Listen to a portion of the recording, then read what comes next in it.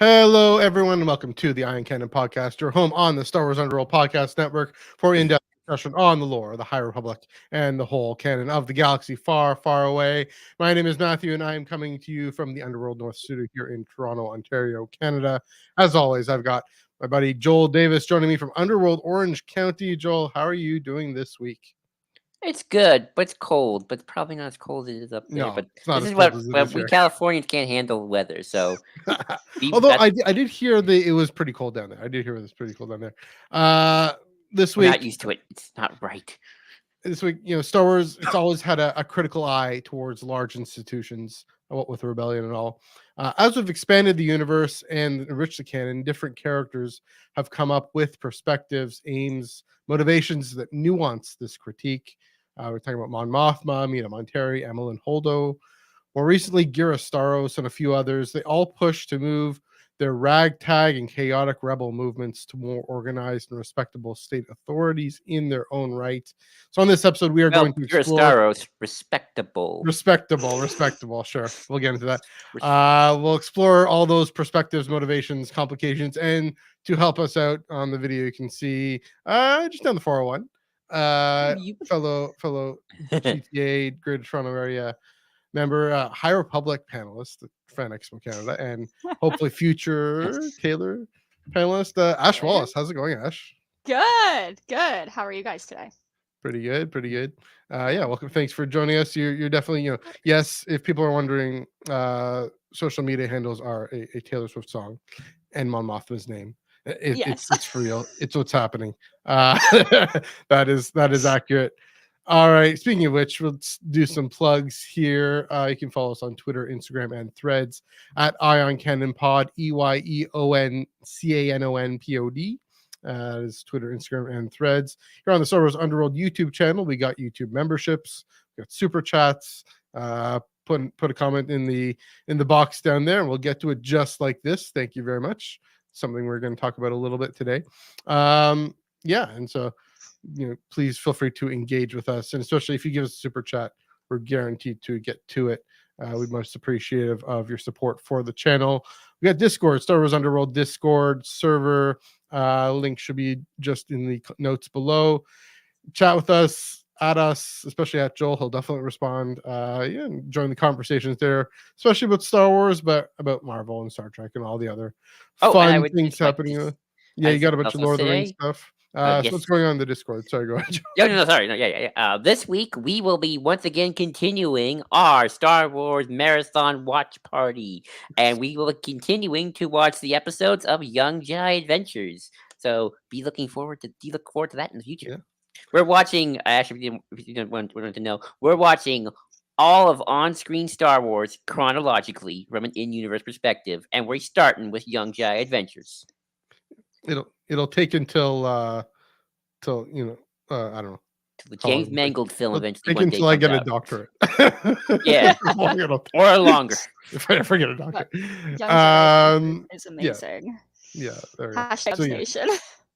Yeah. So the link in the down in the notes, that'll join the Discord, and it's in like a video chat kind of thing. And if you need any help with that, Joel's happy to help you out there.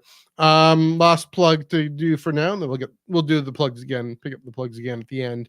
Tractor Beam Comics Reviews. Chris Abbott and I every Wednesday. Wednesdays are for comics are for Wednesdays. This Wednesday at 9 p.m. Eastern, 6 p.m. Pacific, we are diving into the finale of Bounty Hunters number 42. I think there's another comic out coming, I forget, but Afra. I think Afra ends this week as well. Shoot, no, that can't be true. I forget. I don't know. I'm pretty sure it's true. Maybe take your word for it. That'd be wild if they did both at the same time. So Chris and I dive into that, and this past week we just did ongoing number 41, the very interesting Luke comic with going back into this kyber crystal dream vision he had is really interesting. And then we joined the podcast Terry. I'll explain what the podcast Terry is in a minute. Remember, comics are for Wednesdays, not Tuesdays. They don't like Tuesdays or Fridays. You're chill with Thursday sometimes. They sell them on Tuesdays. They get in trouble.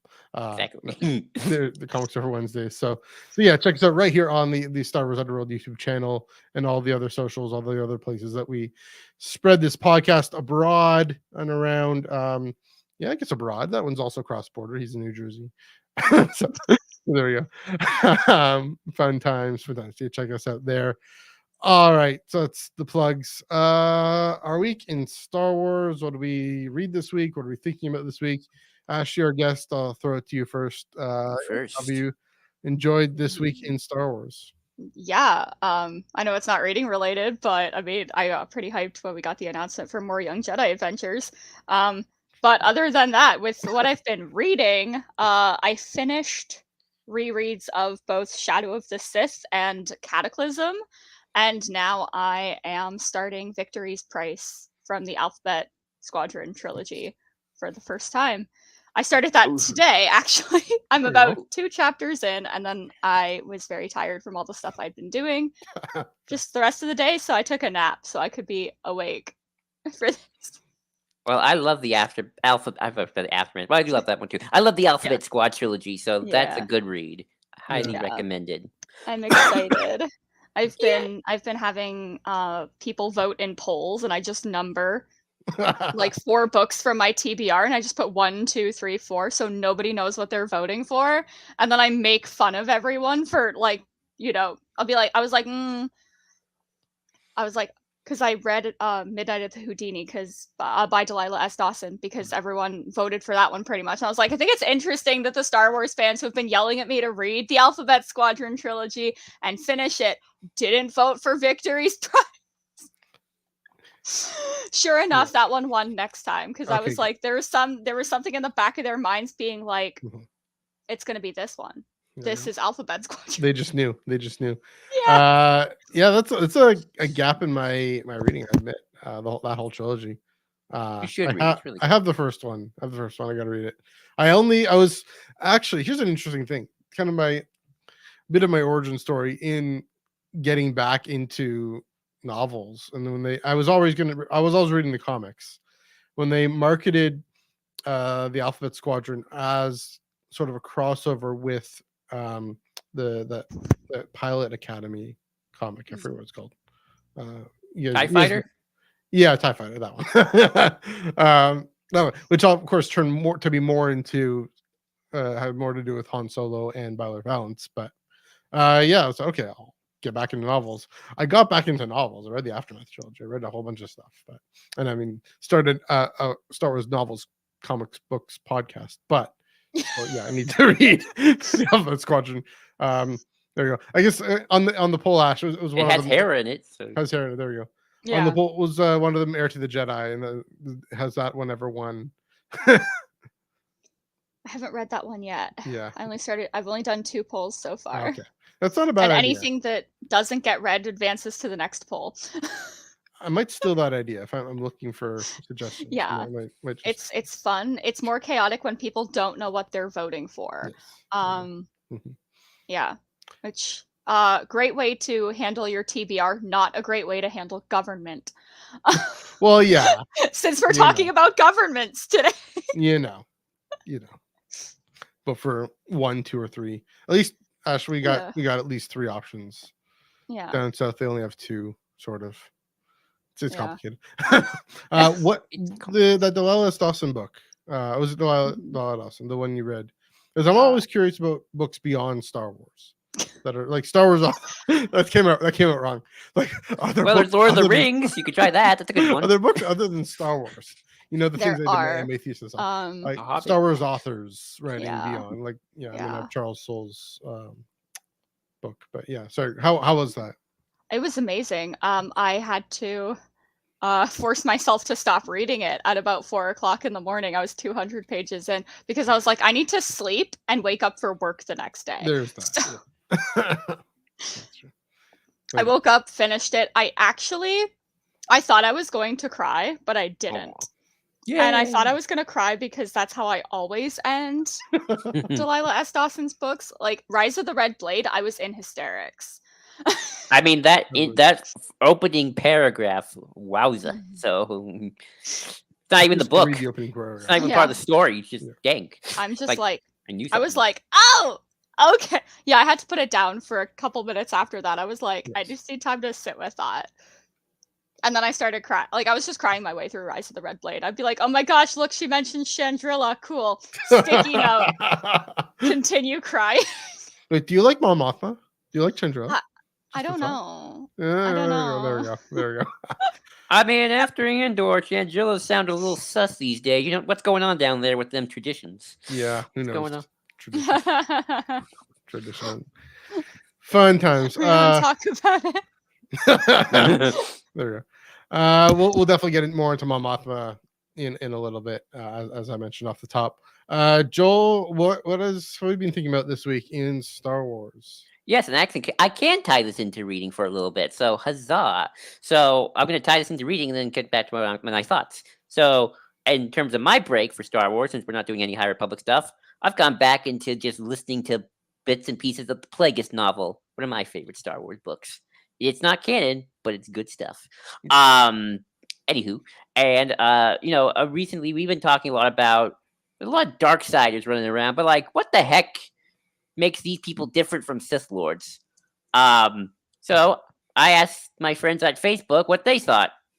And my buddy, Red Leader Antilli, who's been a guest on this podcast before, he brought up a good point. He says, I think Sith needs to be someone who actively follows Sith religion and views themselves as continuing their legacy. This is why Kylo is not a Sith.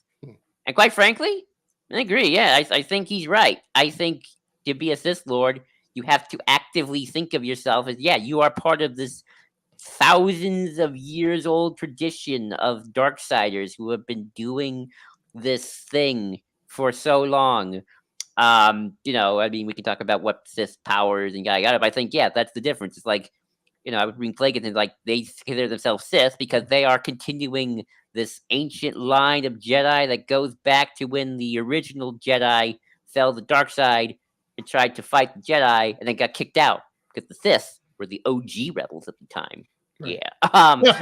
And yeah, and kind of to get to Kylo for a second, that's something interesting because like Kylo is Mr. Let the past die. Like even if he's searching for dark side power, he's like, I don't care about Dark Bane because it's stupid and his past is stupid. It's like the Sith are stupid. While in a kind of in his own twisted, evil way, Palpatine still thinks of himself as honoring the Sith traditions and has like a twisted sense of respect for his brother and sister, non-binary Sith lords and peoples who he is continuing the legacy of. Yeah. I mean, I thought I even have some lines from Revenge of the Sith, and he's like, he's not gonna. He didn't say, "I shall rule the galaxy and we shall have peace." No, he said, "Once more, the Sith shall rule the galaxy, and we shall have peace." Like, he's thinking broadly. He's thinking about the Sith. Yeah. The grand. So yeah, I think actively that's why someone like Aslan to get the High Republic isn't a Sith. He's just a dark sider because, like, I don't think Aslan cares about the traditions or the ancient knows Sith, about them much, or even knows about them. But Palpatine, he studied the ancient Sith. He is looking to his past forebearers, and that's why he is a Sith ultimately because he thinks of himself as that. So yeah.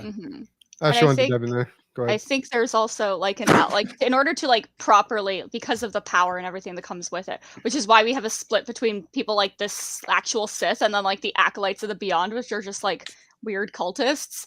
Sorry, Kaisa, I love you, but you are a weird cultist, and I could honestly just picture her like trying to explain like Sith lore and like lore dumping on Kylo Ren, and he's like, I don't give a shit. She's just like, read Darth Bane, and she throws the book. No, she shows the holocron of Darth Bane. Like, listen to his holocron.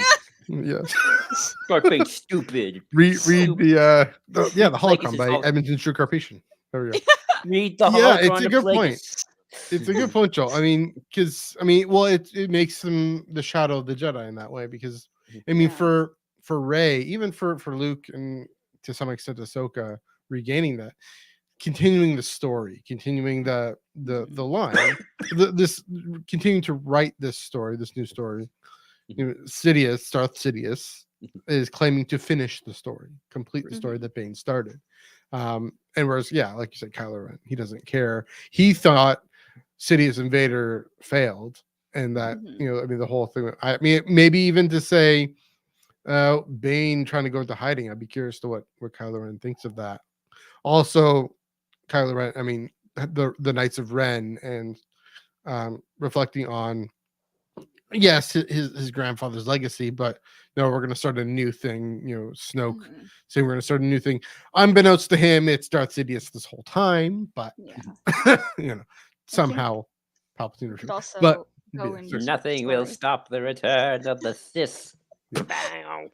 Sorry, Ash, go ahead. There's also like I noticed with Palpatine, even though he follows like the Sith religion and like Rise of Skywalker, he's like I am all of the Sith, right? And he's been doing all this crap on Exegol for like decades now and just planning all of this. But he also does play fast and loose with the rule of 2. Yes. But the rule of 2 is not like an original like. It's not something that all the Sith have like always followed, because even Darth Bane was shoved into school with a bunch of other dark side, like Sith and like future like Lords of the Sith and everything. And so I think that's why, like looking at like the training academy for that's how we end up with things like the Inquisitorius. It's just like, oh, you're not Sith, you are dark side users, and you are ours to manipulate, just like the Force. Yeah. And it's very tragic for the Inquisitor. I mean, no, right. I mean, funny enough, my buddy Red also talked in that passage, like, that's why Ventress isn't a Sith, even though she's trained under Dooku. It's like, sorry, the Sith haven't imposed this rule. There's only 2, but, we can give you the diet dark side, but, but the Sith Order, right now, we have this 2 rule, so sorry. If you join an older Sith Order when we didn't have the 2 rule, maybe, but sorry, we got 2 rules, so now. So. Yeah. I mean, and that's an interesting contrast with, say, the Church of the Force and Guardians of the Wills and them. They, I mean, everything with Sabine has problematized this, but, well, I mean, not necessarily. Like Guardians of the Wills, Church of the Force, they don't need to be Jedi. They all they care to do is support the Jedi and ally with them, come alongside them, even though maybe this is a time when midichlorian counts and sensitivity and natural sensitivity matters more. Maybe that's the thing. I mean, that's the thing that Last Jedi does so well is say, here is the story we've been given. How do we adapt it? And everything Sabine goes through. How do we adapt it for this new context, new circumstance? Yeah. And it's gonna be the question with Rey. So what she ends up doing, right? And I mean, the question that Ahsoka and Luke are struggling with their time. So it's always the case, right? We're always even in I think even in phase 1 and 3, they're going to be struggling with how do we respond in this new situation, even though we're at the height of our powers, the height of our good cozy feelings with the Republic. There's still this different new situation that we have to deal with, especially with the Nameless, right? They're more vulnerable. So it's a good question. You guys have any more thoughts on all that? Yeah, I think that sorry. Wow, No, I talk a lot. I talk a lot. And I think that, with Ahsoka and Luke and even the Jedi in the High Republic that are now struggling with like what does it mean to be a Jedi and how do we navigate in this changing landscape of, like, oh, we are Jedi, we follow these specific beliefs. And it's very human to challenge your faith and your beliefs and even like struggle with your religion when you are exposed to things that don't fit into it. Yeah. And that is a terrifying thing for like most people, I think, where you think that like, yes, like this is the way that the world and the universe is, and then something's just like, actually, have you considered these adorable dogs that can take away everything that you are and calcify you? Have you considered those? And it's just like, well, why would we consider that? Why would we have considered? Yes, I'm talking about the Nameless because we got it. social media has been like, they're actually just cute little puppies. Have you considered? I want the Young Jedi Adventures version of the Nameless now.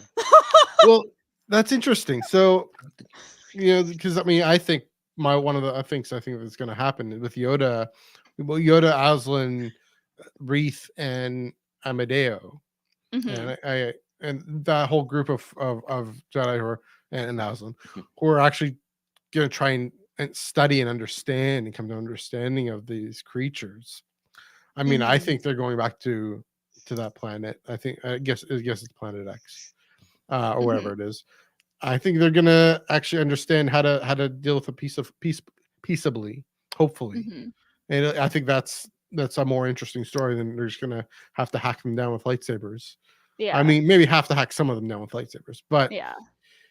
yeah, it just have we gone into this? It's a question of um, what about the Jedi conviction that is that is being challenged, right? I mean, Mhm. this thing we all think we know, and that's the question that your High Republic panel you brought up, right? Is brought up again? What do the Jedi fear?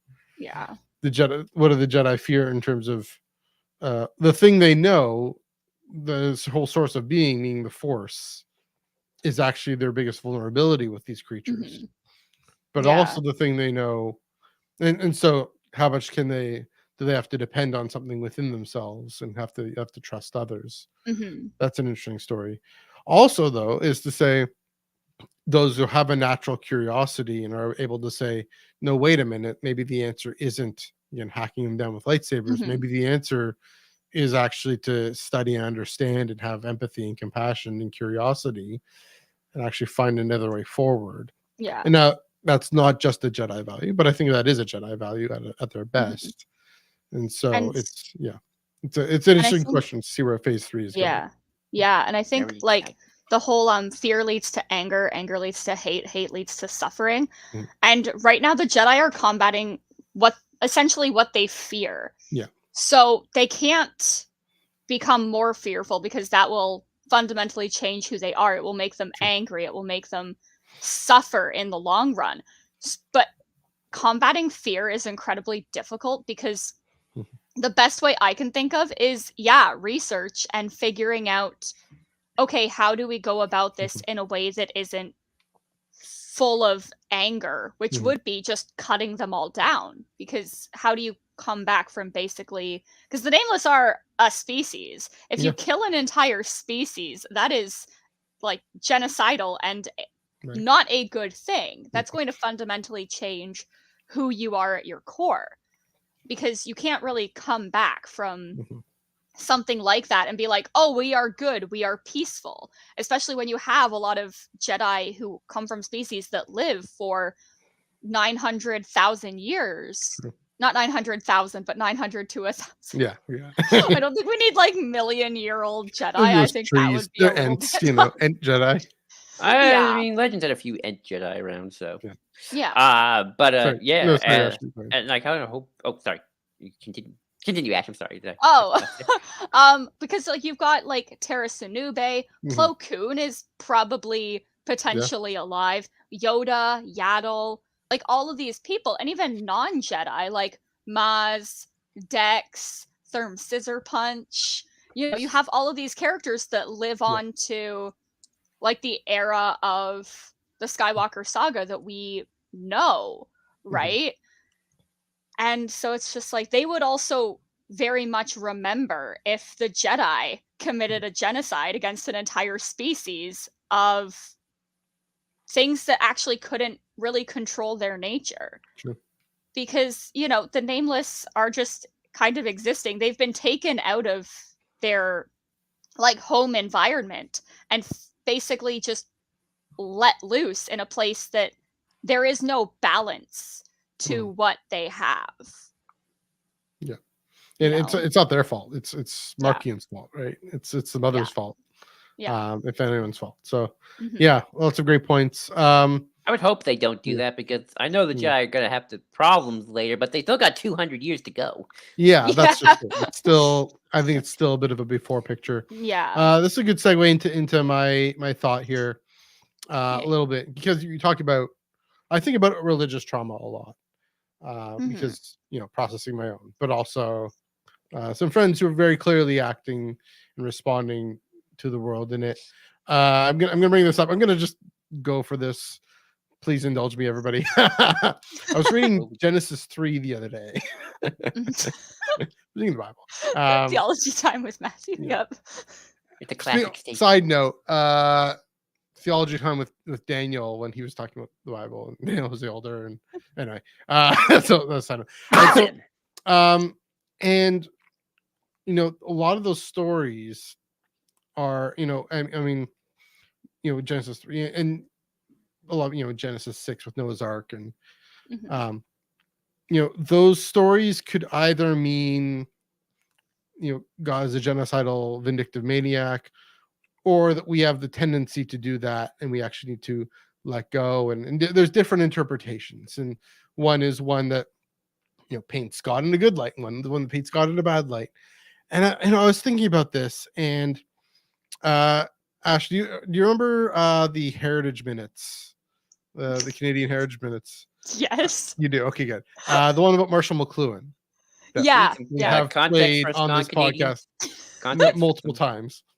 And so that's the medium is the message, but I'm thinking in terms of, and that's something we've talked about a lot, but and it came up recently, and it's going to come up probably in our Eyes on Screen news segment if we ever get to it. But I'm thinking the content is the audience now, and when I mean, religious trauma generally, just whatever our life experiences, art really means often what we need it to mean. And I think we tend to forget that, including when we're talking about Star Wars, right? We're talking about, when we talk about the Jedi, and I've done this thing, Joel, you've called me out on this thing right on this podcast. I've been too critical of the Jedi of the late Republic, saying they've all, buying into the whole, they've all given in to their, I don't need that anymore.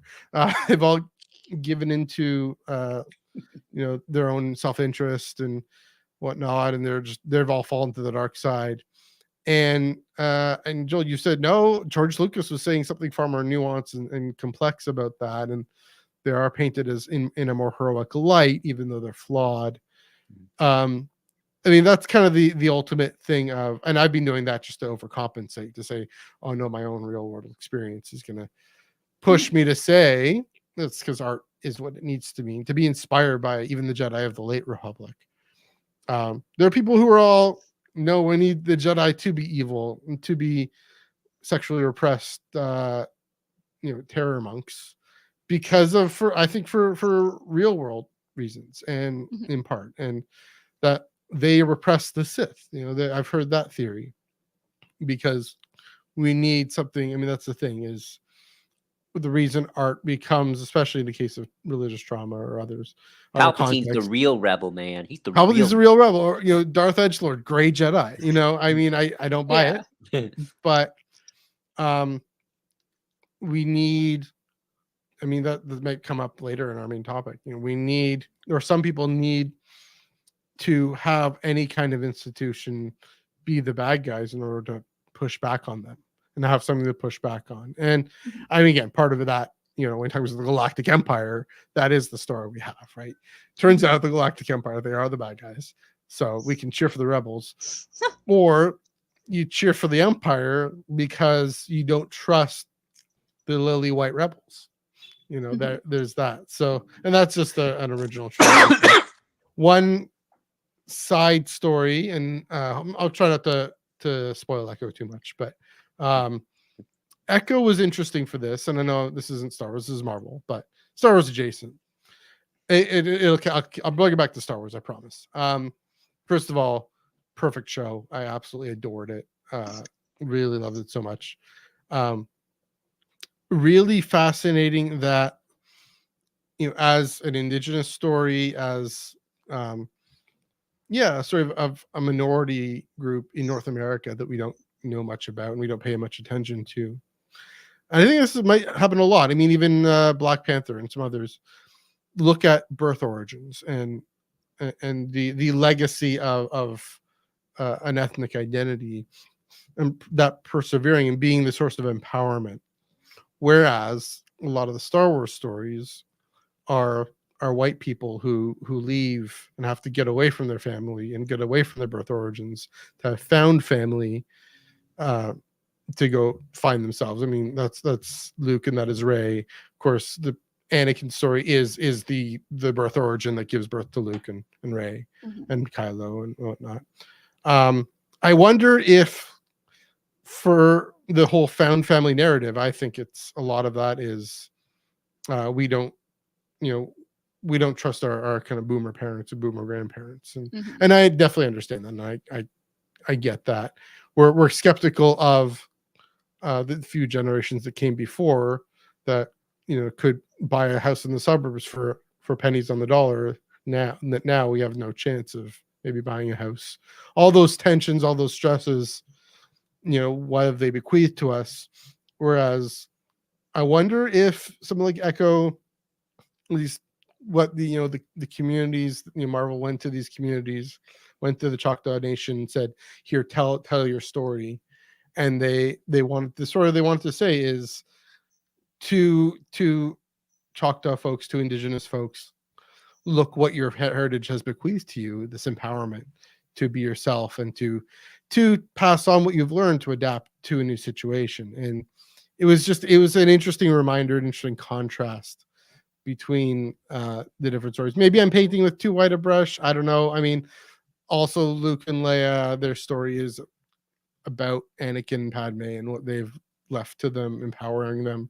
But it was just interesting to be stunned by how explicit Echo is about her foremothers and the importance of those. So I don't know if any of you guys have seen Echo or what you guys think of that. I saw the first episode a little bit. Yeah.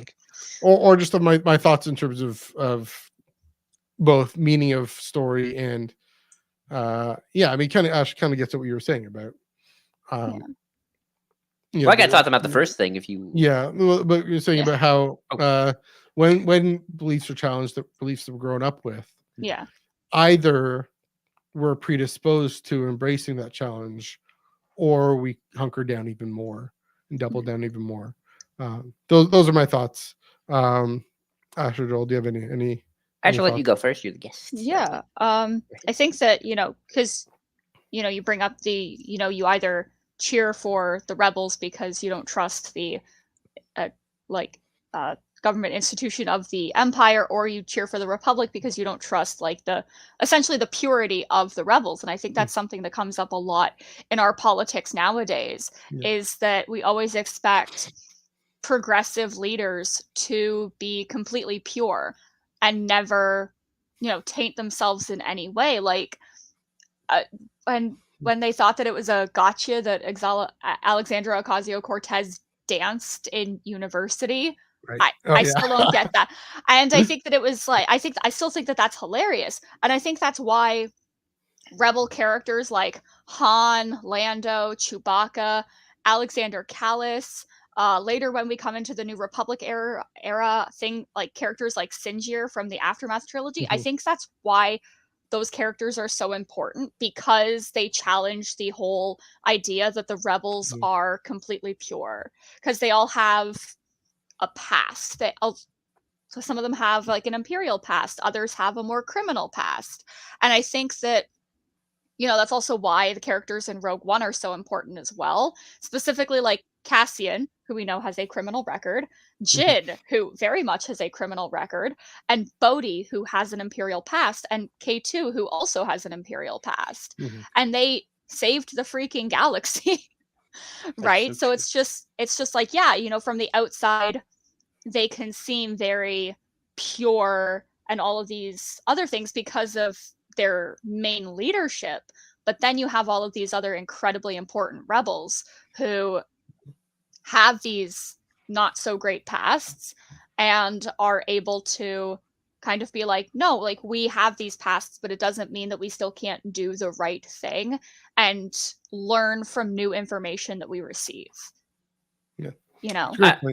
I'll add my thoughts that, I think Yeah, everyone looks at art differently, and I think sometimes we have to ask ourselves, and we can get into this later. I mean, this is kind of my final question in the notes: is the narrative itself supporting it, or are you just overlooking it? And there's nothing wrong with that, obviously.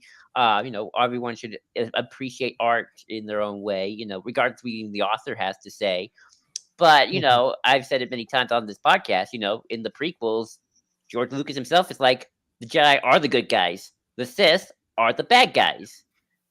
It is not good when the evil crackling crazy guy with the hood is shouting unlimited power and throwing Mace Windu off a window. That's not a Yeah. good thing. Him Yeah. declaring the Galactic Empire is not a good thing. The Jedi are still the good guys. You should want them to win because the Mhm. alternative is the devil or the evil person.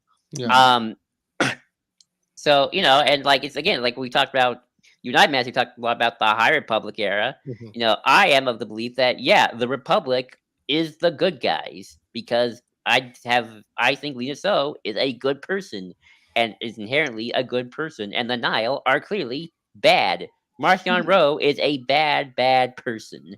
He is a crazy person. I love the way the audiobook has Marcion Rowe's voice with the very calming, and then the yelling of the Yeah. He's hatred of unhinged. the Yeah. Jedi. Yeah, so I Yeah. do think Star Wars has nuances, but also I think sometimes we just remember, sometimes the good guys are the good guys, the Jedi Mhm. good, the Sith Mhm. bad. I do not Yeah. think that there is going. At least I hope there's never like a graying of the Sith. The Sith are the bad guys. The Yeah. Empire are the bad guys. A hot take, maybe to some people here. Ray Sloan is a bad person. What? She forms the First Order. The First Order is bad. I don't care if she's not a crazy person who's cackling and shoot lightning. She is still a bad person. Thrawn is still a bad person. Well, He yeah. is the bad guy. So I think Oh, I mean obviously yes, enjoy art your way and read into it obviously, but sometimes it is good to step back maybe a little bit and go like, Yeah. That's a good like point. go a little too far. I mean, I yeah. think it's. I mean, even people's healing journeys to be able to say, okay, but outside of themselves and accept the story that's being given. Mhm. Yeah, that's a good point. Yeah. It can be a struggle though, I think, for some people, Yeah. but that's fair. I noticed you didn't say Asteroid. Enric Pride is a bad person. He But we skinned love a family of Ewoks. Ash, he's a bad person. uh, Wait, what? no, but I think that Yeah, I think for a lot of people, when they see that there's a good, compelling story for a bad sure, person, absolutely. they're like, Yeah, well, obviously, it's just misunderstood. And I think yeah, that's where we get the disconnect between like Rebels Thrawn and Thrawn trilogy Thrawn, because interesting. in Huh. Thrawn's mind, in the Thrawn books, he is doing what he thinks is right based off of the information that he has about himself and why he's doing the things that he's doing. Right. So he can justify it and be like, oh, I'm doing this for the good of my people, to protect them and all of these other things.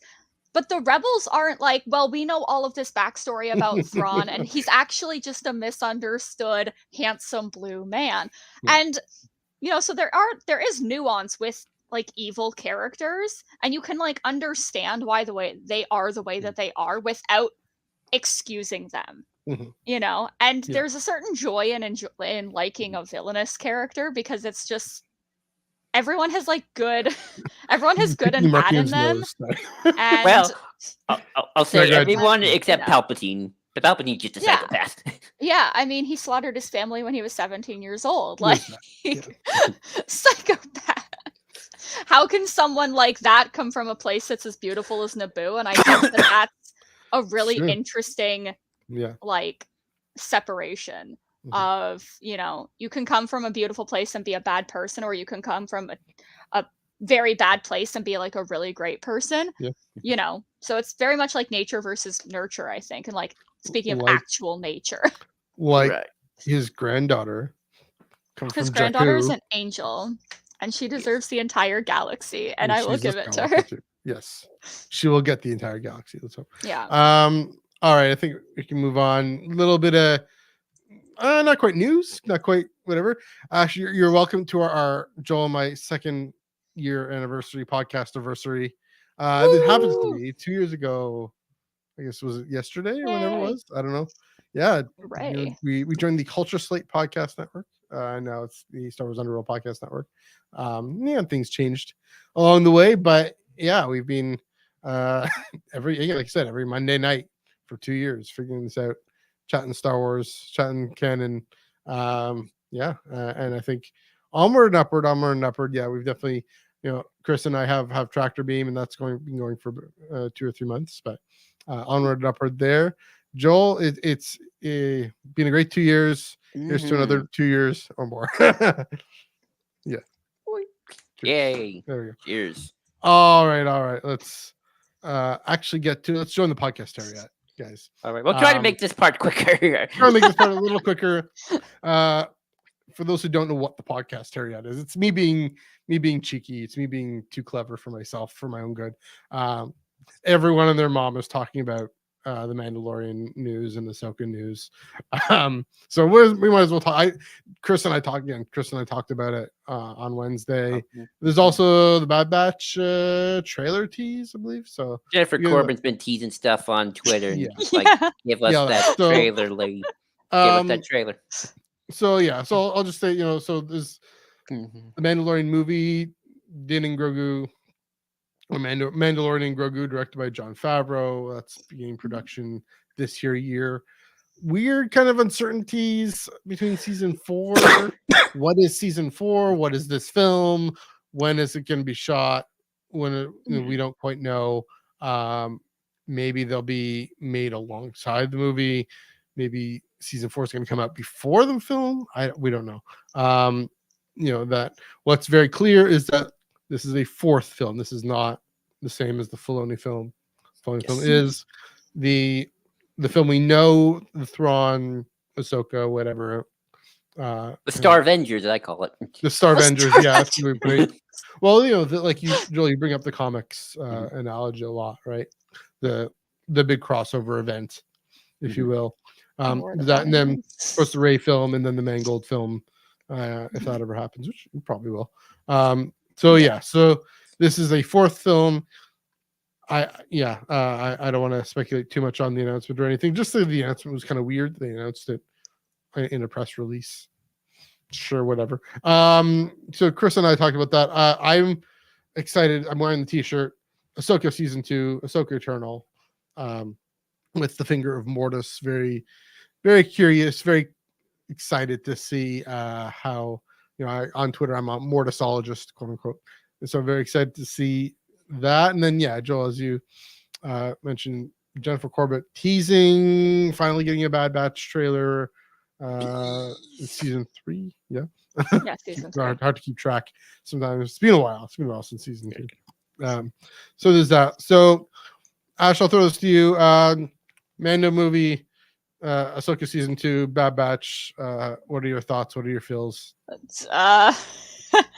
So I'm not saying that I'm not excited. I kind of saw Ahsoka season 2 coming. I was hoping for it.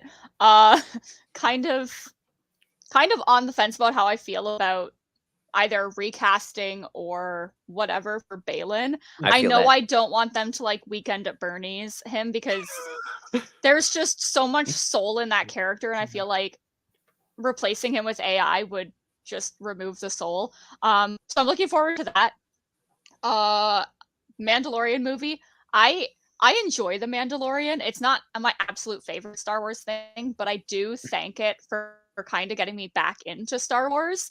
And that was binged season 1 and 2, December 2020.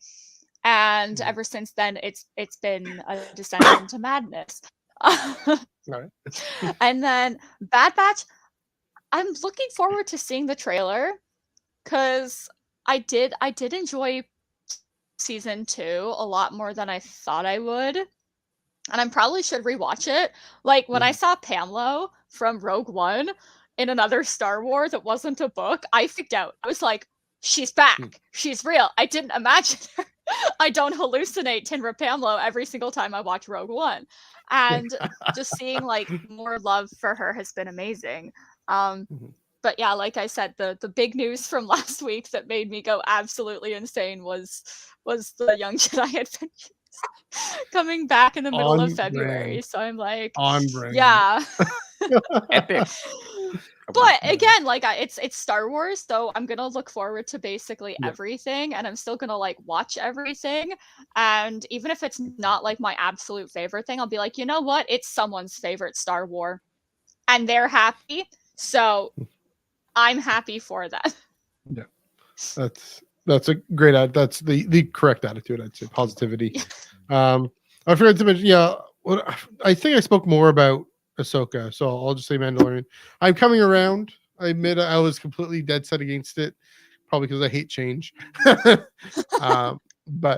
yeah, and I hope this isn't an Iger. I hope it's a people who we know season 3 wasn't the most popular. John Favreau is definitely better with film. I'm just confused about, okay, is there still going to be season 4 and then the film? It's going to be the film then season 4.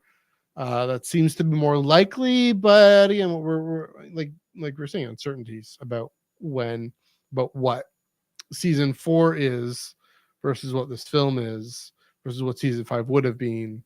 It's all up in the air. Like, was the film going to be season 4, and then what will be season 4 be season 5, or the other way around, or would have been season 5 or the other way around? I don't know.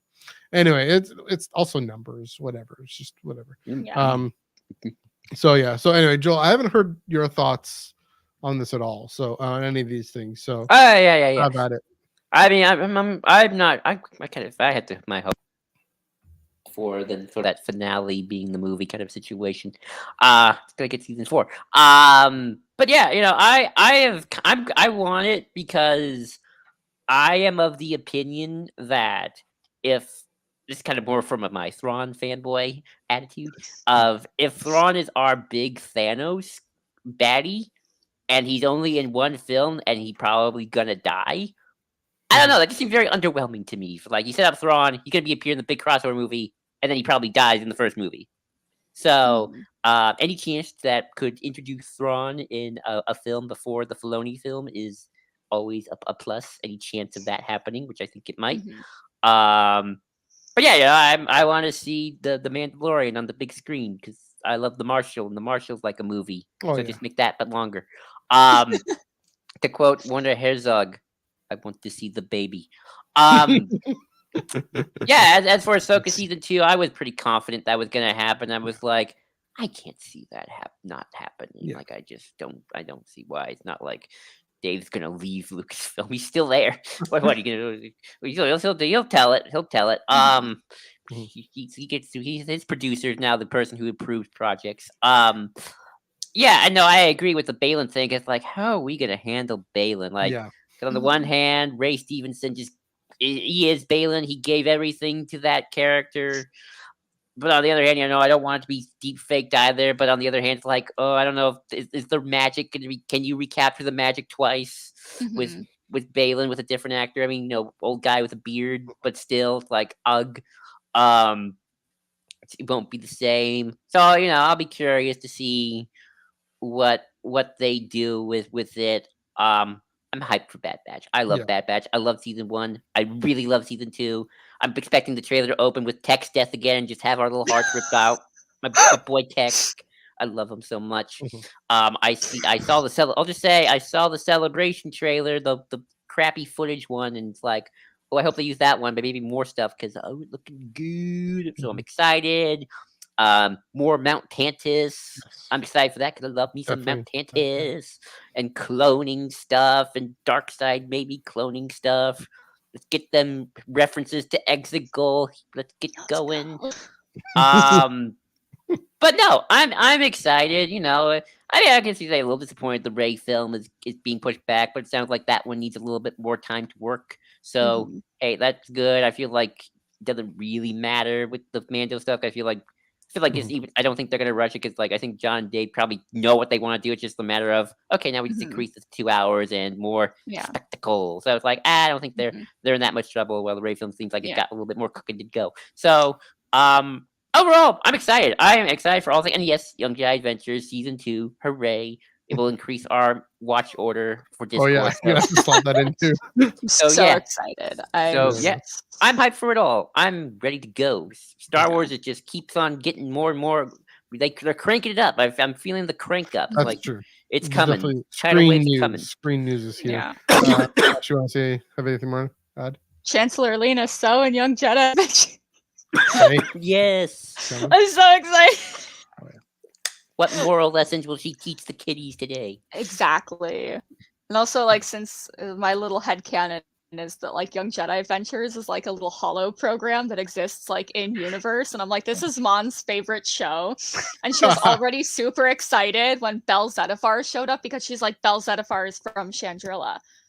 And then, like, Chancellor So is, like, one of her heroes. And I just think that's like, That's just a another cool. one of my That's a headcanons. cool And headcanon. she's just like, oh my Yeah. gosh.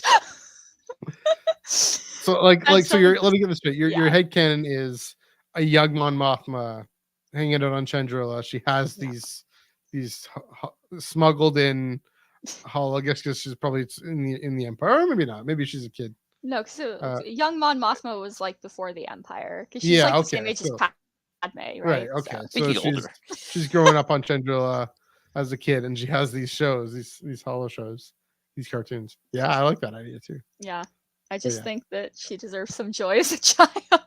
Yes. Before she meets Perrin. She needs it. Before She needs. Perrin. Oh man. Then she meets Perrin. It's all downhill from there.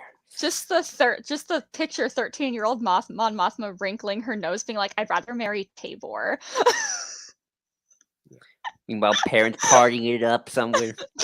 13-year-old rave. Oh yeah. Drowned in Axe Spies. Sure. The kiddies. One last thing I'll say about the Mando film. This guy, the third Torontonian on the stream. Oh yes. You can see that. This was at the Off-World Bar. Anyway, his party at Off-World Bar.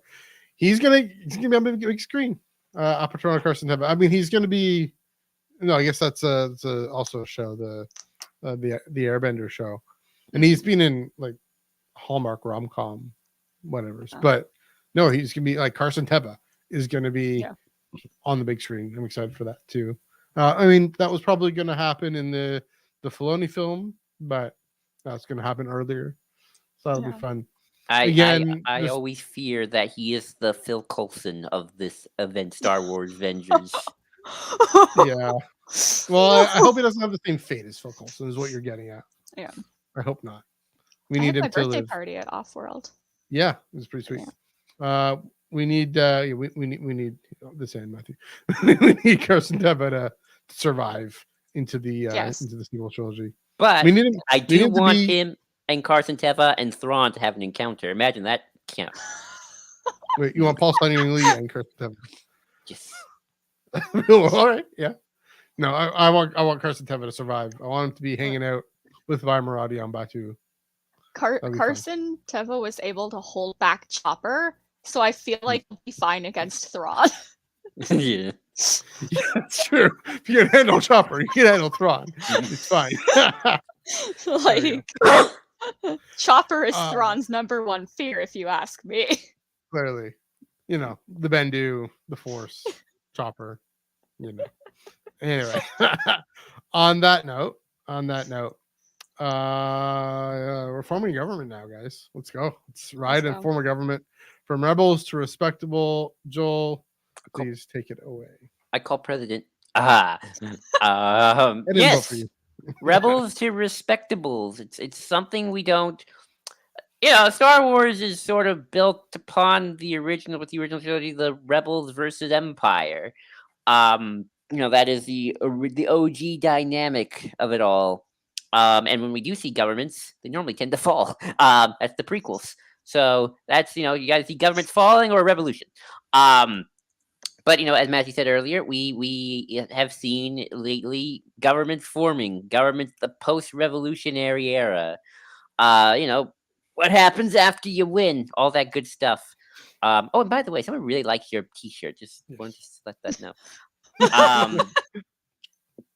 And I think, like all good Star Wars things, you need a character to ground your idea in, because at the end of the day, that is Star Wars to its T. Every character sort of represents something, right? I think we think of Star Wars a lot like broad ideas, and I love broad ideas. Don't get me wrong, but I think from a good narrative perspective, you need kind of someone to represent that. You need someone to kind of be the avatar of whatever of this idea of reforming the government. Yeah, especially, I mean, so the line reforming government, that is Mon Mothma in Life Debt, right, to Leia. So yeah, I mentioned that a lot. Anyway, sorry, go ahead, Joel. Yeah, and Mon Mothma has always kind of, at least in the EU, because that's where she really is. That's where she really gets her time to shine. I just always find it a small tangent, but I've always found hilarious about Mon Mothma as just kind of the evolution of a character who appears in one scene in Return of the Jedi. She does the big speech. The many Bothans died to give us this information. Admiral Akbar, please. Akbar got more lines than more scenes.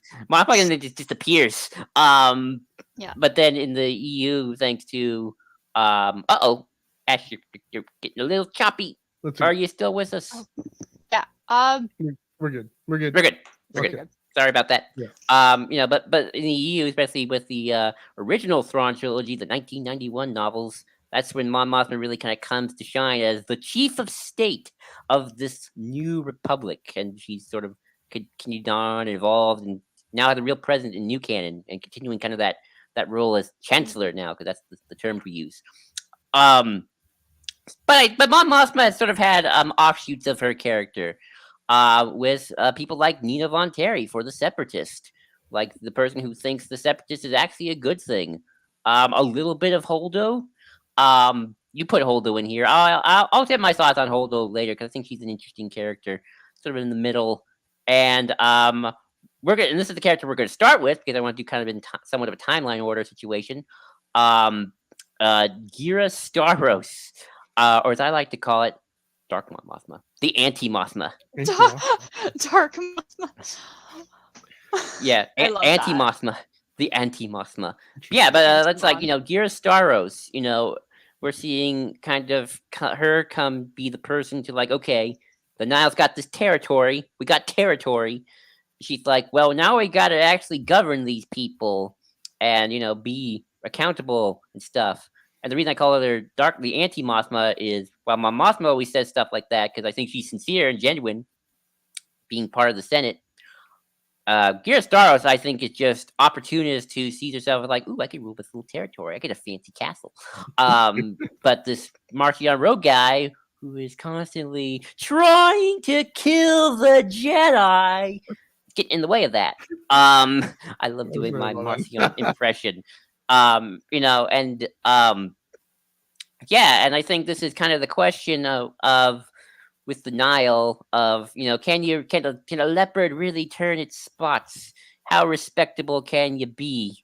Like without losing yourself? Can you if you're just transforming the Nile? I mean, are you really becoming good or not? Are you really sharpening off those rough edges or making something even more sinister? This is the historical example I'm going to use, and then I'll kick it off to you, Ash. What is the bad Germans in pre-World War II? Those guys, the Nazis. Because, originally they tried to seize power through a coup and the streets. And then eventually Hitler was like, let's make ourselves respectable. So he puts on a suit and tie. So let's start campaigning, make Germany great again, get certain amount of seats in the Reichstag. And then eventually it's like, President Hindenburg is like, okay, fine, you can be chancellor. Okay, dictatorship forever. So it's like, are you really changing you for the better or not? But Ash, I'll throw it to you. Just Ghirra Starros, just overall thoughts on her motivations, her thoughts on what she wants the Nile to be, etc., etc. Any good historical parallels you want to throw to us? I think that Ghirra's very interesting in the way that I didn't quite see it at the beginning of Phase 1 when we were first introduced to her. But now, having after the end of Phase 1, I went back and reread all of it. And I started to see things about it. And I was like, oh, she started with I'm going to have this proximity to the woman in charge, and I'm going to be on her side, and I'm going to be part of her inner circle. I'm going to learn all of these things and make sure that I know the best way to essentially take this government down. And then I'm going to go to the other side, and I'm going to help them because I can get more power, and I can do something completely radical that no one expects. I don't think she took into account how popular the Nihil were going to be, for better or for worse. Because, I think even in the Outer Rim and everything, they're not incredibly popular in Phase 1 or Phase 3. Because essentially they show up, they destroy everything, they'll maybe steal a bunch of your people, and then they'll leave. Right? But at the same time, as with any government, when it's expanding, and I know some people have likened, because, they're in the expansion era, there's a lot of essentially colonization going on in the galaxy with the Republic. There's going to be people that are opposed to that, even though we haven't really discussed that very much, and it's not written as the way that colonialism is in our world. It feels very different. Lena So's not okay, we're going to go to these planets, we're going to kill the indigenous population, and we're going to take over. Get right? the It's chicken more pox about ready. it's very much more along the lines of living in harmony. That's the whole thing about we are all the Republic. Everyone here belongs in the Republic. This is a place where you will be taken care of. And now they're making Lena look like a liar, essentially, because they've made it impossible for her to do her job. And, in some ways, in the beginning, it's very much a Hercules Mulligan type thing. If you know Hamilton, you know who I'm talking about. Where, spying on the government that you are claiming to work for, and then taking all of those secrets to the other side to work for them, except instead of sewing pants, she's literally a senator. But also, again, she represents a core world. She represents Hosnian Prime, and that is a very populous world. And so aligning herself with the Nihil draws her people into that as well. Essentially, it places a target on their backs. And we see a lot of that in today's day and age, right? We have politicians who will completely go against what their constituents want, and it paints a target on the back of the constituents, and it's oh, well, why do you let them continue to represent you? And it's just well, because there's really nothing we can do, and especially when Ted Cruz goes south to Cancun, you see a lot of people just blame random Texans and be oh, well, it's your fault that this is happening to you. And it's there's a lot more that goes into that. One of the things that we don't know a lot about in Star Wars politics is how the senators get their positions. In some cases, it's oh, this seems like an appointment. And others, it's okay, are you elected? How does it work exactly? And so if we're taking an appointment and being oh, we're going to blame the people who didn't appoint her for what's happening, that's a bad look. And it's going to make essentially the people on Hosnian Prime, because they're going to get more flack from people who are pro-Republic. It's going to turn them against the Republic, essentially. That's basically the only thing that can come from this. Bitterness, right? That's actually something I wish we could get into more, and some of the Legends material kind of gets into it a little bit, but not as much. Is how the galactic governments are very much influenced by what are the planetary governments, right? So kind of to make very bad one-to-one comparisons to the real world for a second. Coruscant, Trandrilla, Alderaan, they're the Western liberal style democracies, right? Just pretend for a second. But the Galactic Republic, especially later, starts adding in other planets. And it's here is this planet. It is ruled by Supreme Dictator, Overlord, General, Supreme Military Emperor for life, this guy. And it's like Mhm. it'd be like if the world, everyone had a senator in the world, with like Saudi Arabia is still Saudi Arabia, Yemen's still Russia is still Russia, China is still China, but they still get a Mhm. senator anyway, so they get to influence like the UN with actual power. Mhm. She does Right. stuff. But and that's kind of the republic. It's sort of like it's like it's got maybe some planets that are the equivalent of Western style liberal democracies, like Alderaan and Mhm. Transilla. They seem Mhm. chill, Mhm. and Naboo's kind of chill too, even though they got to elect the queen. But then you got other places where it's like, oh, they got like hereditary monarchs or just full on Mhm. dictators in charge. Yeah. It's like, where are these senators coming from? Yeah. And it seems like the old republic, which is the High Republic, of which is what the republic that we have now, is Uh-huh. with a lot more willing to let just people in. Where it Yeah. seems like the New Republic with a little bit more. Your More planetary government's selective. got to change first before we let you in, buddy. Yeah. Yeah. I mean, Otherwise, no, I just want to say, I mean, so it's not the Federation. Just put that out there. But it makes it interesting then that Ghirra is from Hosnian Prime, which we would think is one of the kind of enlightened democratic planets, like you mentioned, and yet she goes off, and I think she's tired of being under Lina So's thumb, tired of being in the Republic system and being under it as opposed to leading it and taking over. Mhm. And so instead of trying to make a campaign to be elected chancellor, she says, "No, I'm going to throw my hat in with these other guys. This guy here, with Markian." And I mean, she didn't expect the Nile to be that unpopular. She didn't expect the Nile to be popular with a certain type of person. Let's just say someone who goes against the type of things she really is trying to do. She's still, I mean, she's trying to have it both ways. She's trying to have her cake and eat it too. She's trying to have a, like we see in Shadows of Starlight #4, trying to have a Nihil state, have a government, partly because that's what she knows, and she knows how to manipulate that and take and control that. But I think at the end of Eye of Darkness, she's afraid. She's, she has this, this. She thought she was gonna have this kind of this boy that she had to take care of. He's still a boy, but he's an unhinged, angry boy who just flashes out in rage sometimes. And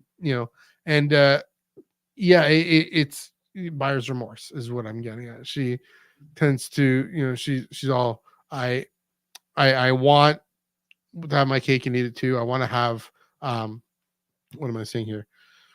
Yeah, I want to be in charge, but I'm afraid of Markian. So we need these democratic institutions of accountability on executive power in order to curb his baser instincts, and yet he's never going to go for that. So there you go. I think Ash is back. We're good. We're back. Oh no! Hello. We're good. Hi. Yeah. Can you hear me, Ash? There you go. All right. Anyway, so yeah, so that's what my take on Ghirra. I don't know, Joel. What do you? One sec. Yeah. Joel, Well, keep fapping, keep talking. technical issues, folks. But yeah, it's interesting. And kind of, kind of like where I would be, like, this is kind of a weird analogy. Ghirra Starros is like me if I were at a rock concert, but I have no idea what I was doing there. True. Excuse me. To your point. And it is interesting. I'm always kind of curious, and maybe I didn't read enough of Phase 1 to get it, but like, I'm kind of, is she just like very naive or just like not as, I wonder if this is like a Cersei Lannister situation where like, you're not as smart as you think you are. Where it's like she's going to these people to think she can get more power, but it's like, oh shoot. Technical issues, folks. You That's hate okay. to see it. I'm Oh, sorry. Trying. That's okay. All good. It happens. It's it also happens. very windy here. So much wind here.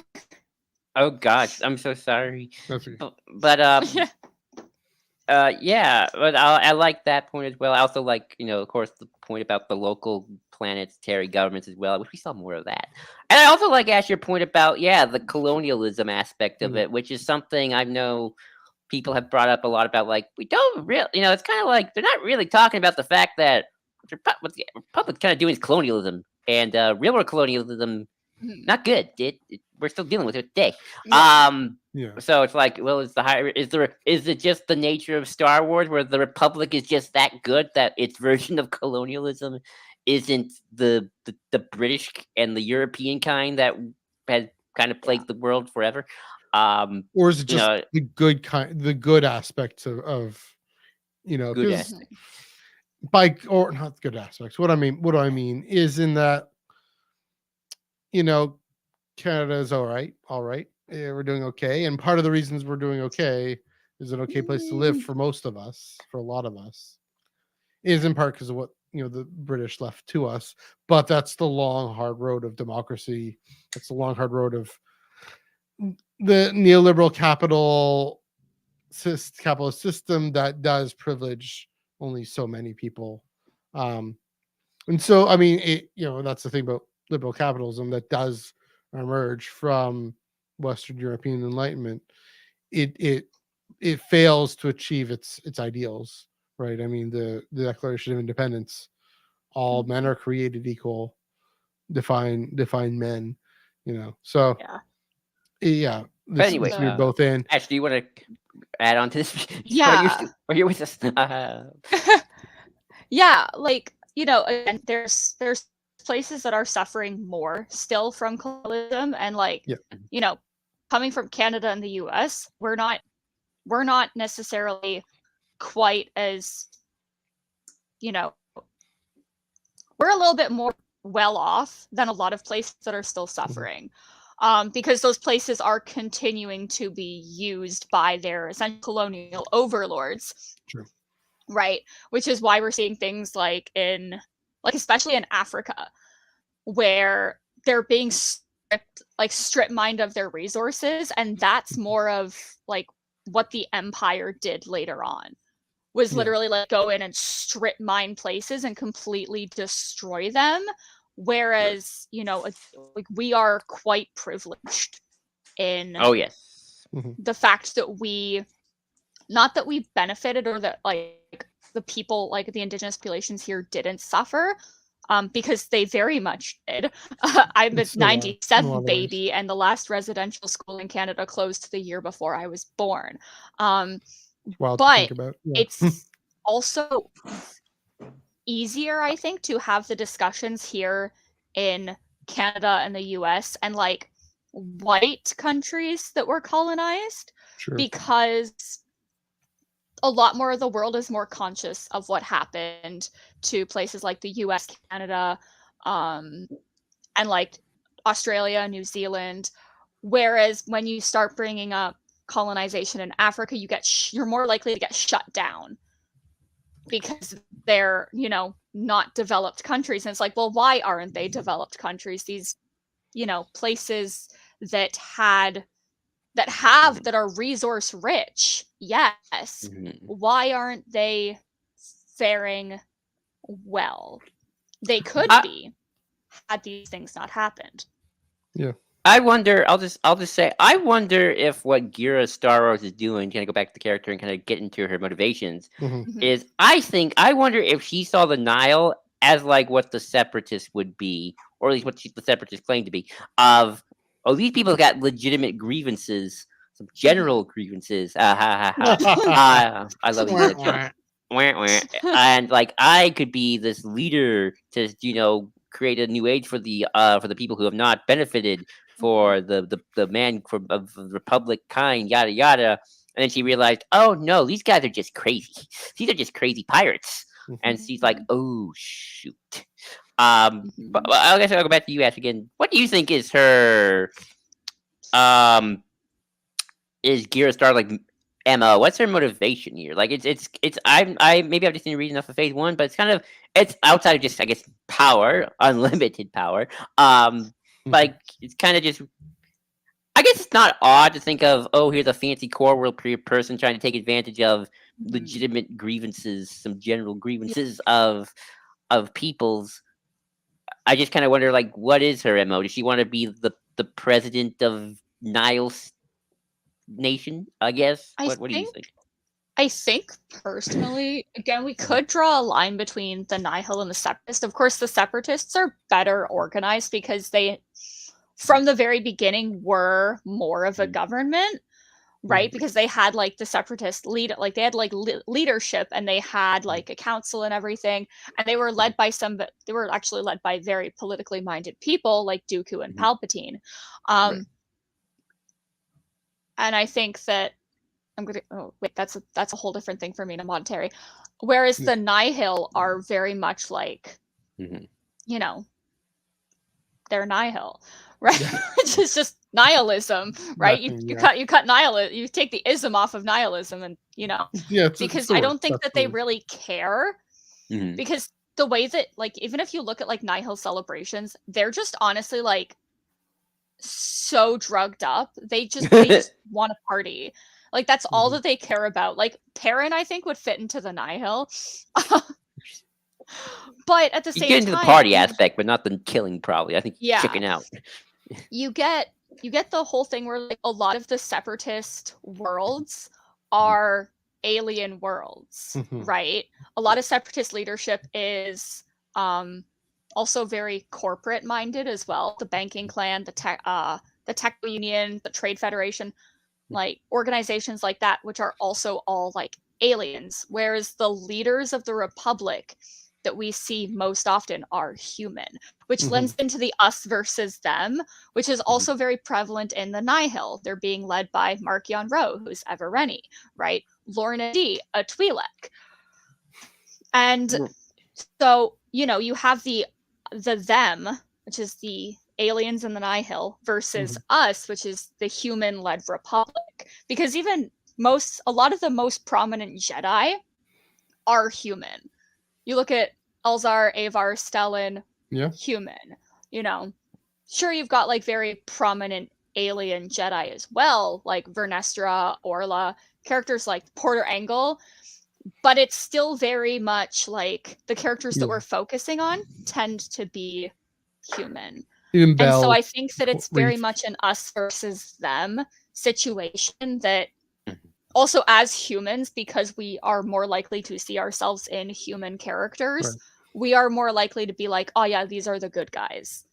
And I think that that's, probably not a good thing for when we start exploring space, if we go out there and we automatically assume that anybody who isn't bipedal, normal skin color, like, from like black, white, brown, whatever, anything that doesn't look like that, the second we meet somebody with blue skin, it's over for us. We're gonna we're gonna be like eating space rocks, because they're gonna throw us out of our own ships, and our faces are gonna knock off the space rocks. Like, so true. It's one of those things that I've kind of thought a bit about this, where it's basically every war ever, us versus them. How do you other the enemy? And in these cases, the enemy doesn't necessarily need to be othered until you throw in someone that is technically part of the us group, like Mina Bonteri or Ghirra Starros.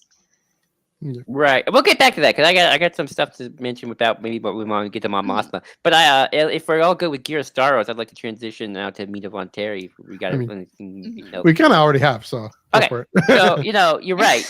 This is sort of you're right. The Separatists are they're an actual political movement. Like, there is an ideology that Dooku has fermented in these planets, and that Mina Bonteri is like genuinely a believer in. Ultimately, but there are general grievances to the Separatist worlds. Keep making that joke, Joe. I know, but it's so good. But ultimately, I'll crack up every time. But the big issue with the Separatists at the end of the day is their rebellion doomed to fail. They are an artificial rebellion, part of the Sith grand plan. There's a reason why their army is a droid army, because then you can just turn it off when, like, okay, we're done. Click. And even within the Separatists themselves, you got the idealists and the people in the Separatist parliament who seem like who are pretty idealistic about what Dooku's doing. Count Dooku's a visionary, But I kind of wonder again. What do people like need do? Are they just are how fooled does Dooku have some of these people? Right, Mm. like what does Nina Bonteri think of General Grievous? Like Mhm. does Grievous report to separatist Parliament Senate bills just to like report? And he's like, I now must get back to my ship, the Malevolence, and try out this new weapon to help us win the war called the Jedi Killer Machine of Doom. I just maniacally cackles as he leaves. And then, I've always made the joke. It's like, yes, we're going to have the separatists. We're going to be free. And here's my cabinet of Jeff Bezos, Elon Musk, and Rupert Murdoch. And our policy is no taxation at all. If corporations will be free from that no good regulation. Libertarian paradise. Yes. So, I free trade for all. Mhm. As long as Yeah. it's the Trade Federation. Yeah.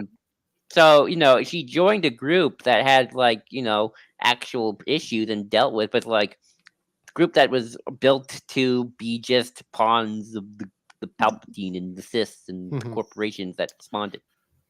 Yeah, but I mean, Yeah. Palpatine, he's like we've mentioned, he's picking up on Mhm.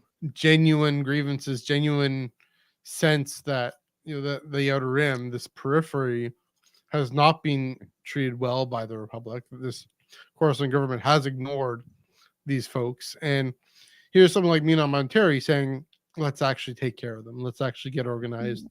It's why Padme can go to her and say, "Okay, can we actually come to an agreement? We are on the same page in terms of that, at least." Uh, and so she goes Till and Dooku maybe, kills her. Till Dooku. well, sure, yeah, exactly, and I mean that's the thing is there's this weird division that we're getting at here between the separatists that Mina Bonteri represents, and that she complicates this whole idea that I mean this very literally cartoon idea that the separatists are these literally mustache twirling spider villain, Yeah. the general, I forget his name. General Grievous? No, Oh no the no. yeah, General Trench. General Trench. Yeah. But and this what we call malevolence. Malevolence. But Mhm. you have someone, Mina, she's in this legislative body. uh Dooku has done enough to say we're going to actually take care of these planets, unlike the Nile.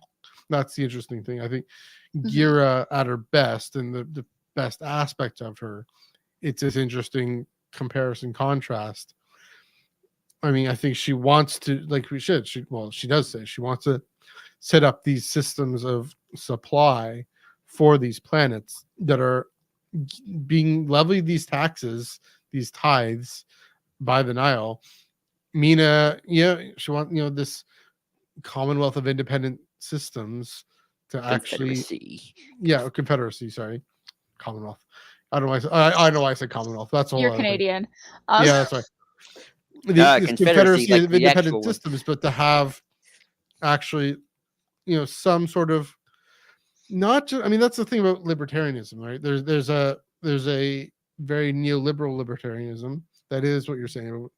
Make tax havens and have a cabinet with Jeff Bezos and Elon Musk in it. Mhm. There's also the, not quite libertarianism, but a grassroots communitarianism of Mhm. what do the local people actually need. Oh, they should be the ones to make the decisions. Okay, so I'm the senator, I'm the parliamentarian from this planet. I need to have a voice to say, okay, this is what these people need. I frankly wonder if in the early going, we see in Tales of the Jedi, for example, how much Dooku has this righteous fervor about how local senators and local authorities had bought in because the Republic enabled Mhm. them to exploit Mhm. their own people. I wonder if there was this sort of uh, whitewashing, white knighting coming, effort coming in. They did give a lot of services and a lot of support to these planets to rally them to their cause. There is a Mhm. reason why one of my favorite lines in The Mandalorian, Count Dooku was a visionary. What was his vision? maybe some people did actually genuinely believe and had things they could point to. Mina Bonteri, I don't think she's a dummy. I think she's very smart. I think she knows, that there's the less savory aspect of it. Maybe Ash, thinking what you were saying about rebels before, about how, some rebels have to have a past, and there's, Cassian Andor has a dirtier part of his job, a necessary evil for Cassian, a necessary evil maybe for Mina, to say, okay, what is gonna best support my own planet. I'm blanking on what that planet is, but It's it's is it Onderon, Onderon? yeah. Yeah. Because What are it's best to support the people of Onderon who may be suffering because of the Republic's neglect? And so, I think there's something a lot more interesting and a lot more actually benevolent about what she's up to. Again, the reason why Padme can then go and say, well, first of all, the reason why Padme can go and say, okay, we're on the same page. How can we actually harken back to Lena So's type of, let's actually come together in a way that supports each other, because a larger scale economy, larger scale in society can actually be more diversified and be healthier in terms of supporting each other, as if it's organized that way, if it's oriented that way. And then, of course, that's also why Dooku ends up stabbing her in the back, because she's actually going to see, oh, wait a minute, maybe there are folks in the Republic Senate who can actually help us out. Also to say, well, for Dooku, it's also, he's Palpatine's pawn as well, and so that's part of it. But also, the public kind of face of, is Mina Bonteri a traitor to the Separatist cause? Then he can play it that way. Yeah, it's a tragedy, and it's one of the tragedies. Mina Bonteri is one of the tragedies of, heroes on both sides is the name of the arc, right? The name of the episode, and how heroes on both sides in these dark times, heroes on both sides are taken over and crushed by those who wish to divide. I actually want to just respond to that just for a second, and then I'll give it to you, Ash. I actually was watching the not the Mortis arc, the Clovis arc, from season 5.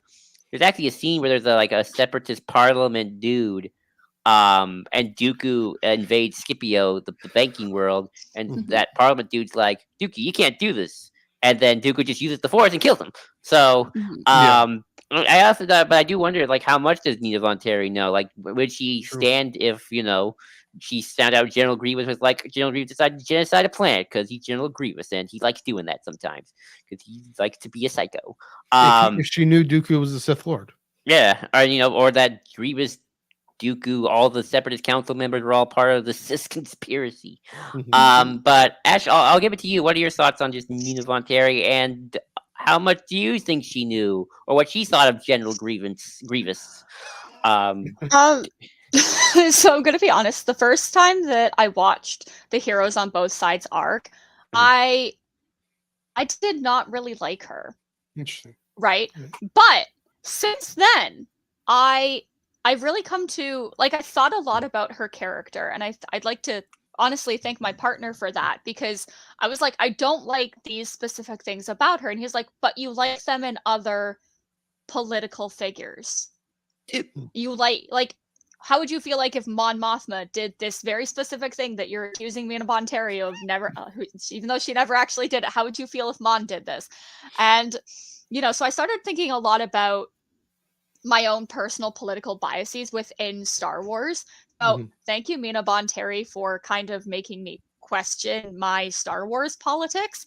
And I think that with Padme going to Mina, it's giving to me the Meadow scene in Attack of the Clones, when Anakin's like, I don't understand why the politicians don't just sit down, discuss the issue, figure out how to solve it, and then do that. And Padme is explaining to him, political process and how it works. And she's essentially telling him, we're constrained by all of these rules. And he's like, well, I don't really understand why you have to let these things completely govern you. And I think that she took that, and that's what she's doing here, because she's like, wait a minute, this is the right thing to do. we don't need to be fighting a war over this. We can just sit down and discuss this because we are adults and we are supposed to be the leaders of the galaxy. Like, let's handle this in a way that is actually productive rather than destructive. And so, I think that Padme's relationship with Mina Bonteri is really important in that regard because she gets to put all of the awesome political power and knowledge that she has to work. And Mina also gets to try and do that. And even though it doesn't work out for her, I think in universe, like, it was made people begin to question, like, hey, wait a minute. If both sides want peace and one side is slaughtering the people that are calling for peace, what's going on here? Are we fighting a war for war's sake? Or are we fighting a war to actually, have a revolution, have a real functioning rebellion, And again, that would probably later come up as well because it's like, oh, well, the Empire's giving us peace. Why can't you just accept it? It's like, is this really peace, though? Because I do think that the Separatists and the Republic, if they weren't being essentially both ruled by the exact same psychomaniac of Palpatine, maybe they could have come to an actual, like, peace accord and been like, okay, maybe we won't be like one big republic anymore, but we can still coexist in this galaxy because there's enough room for both of us. Yeah. Because there's enough room for the crime syndicate, the hot cartels to run their section of space and the Republic, right? So why can't it work for two different, like, actual governments? You know what I mean? And that's interesting because there's this sort of this weird thing, which is, it's kind of true and not true from a certain point of view, of in some ways the Empire is almost a third faction.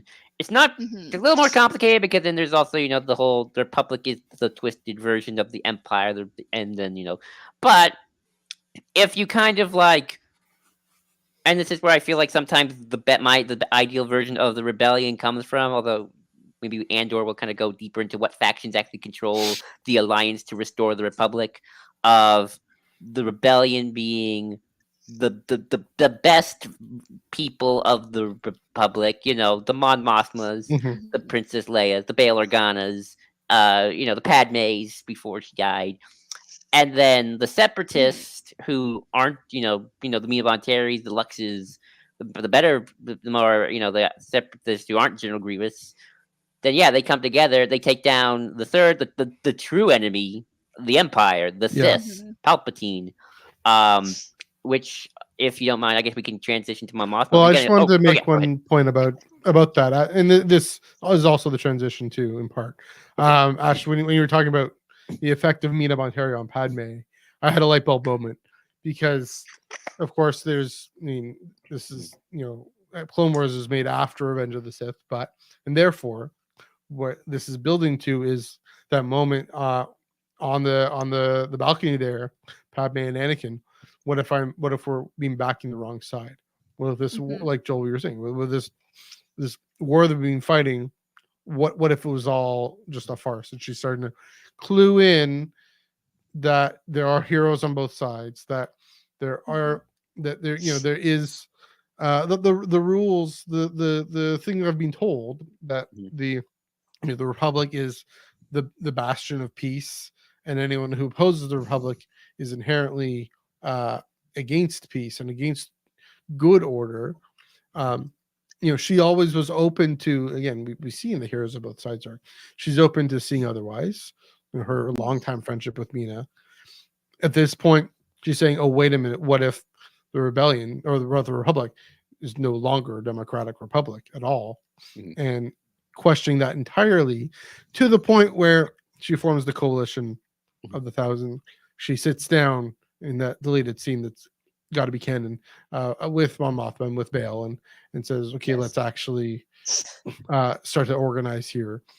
of course, we know where that goes, right? So start to organize, start to, Mon Mothma and Bail say, okay, Alderaan's resources, I'm going to give that. Chandrilla's resources, going to go to that.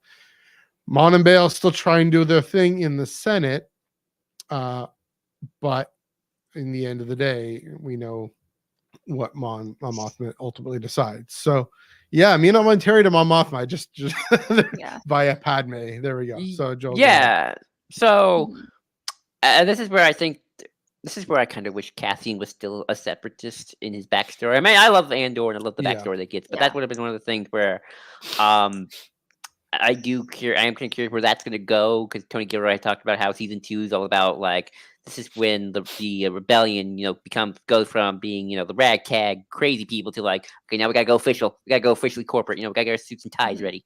We gotta be, like, not just the rebellion is a ragtag, but they're actually pretty organized. You look at Rogue One, like, they got like a whole system set up to be a functioning galactic insurgency. They have a whole cabinet as well, which is amazing. But in terms of that cabinet, it's interesting because, again, the alliance is called the Alliance to Restore the Republic. There are, and we learned in Andor, there are rebels who aren't that interested in restoring the Republic. There are neo-separatists, human cultists, the Gorman Front, the Partisan Alliance, and Saw's partisans as well, who just want to take down the only one with clarity of purpose. Exactly.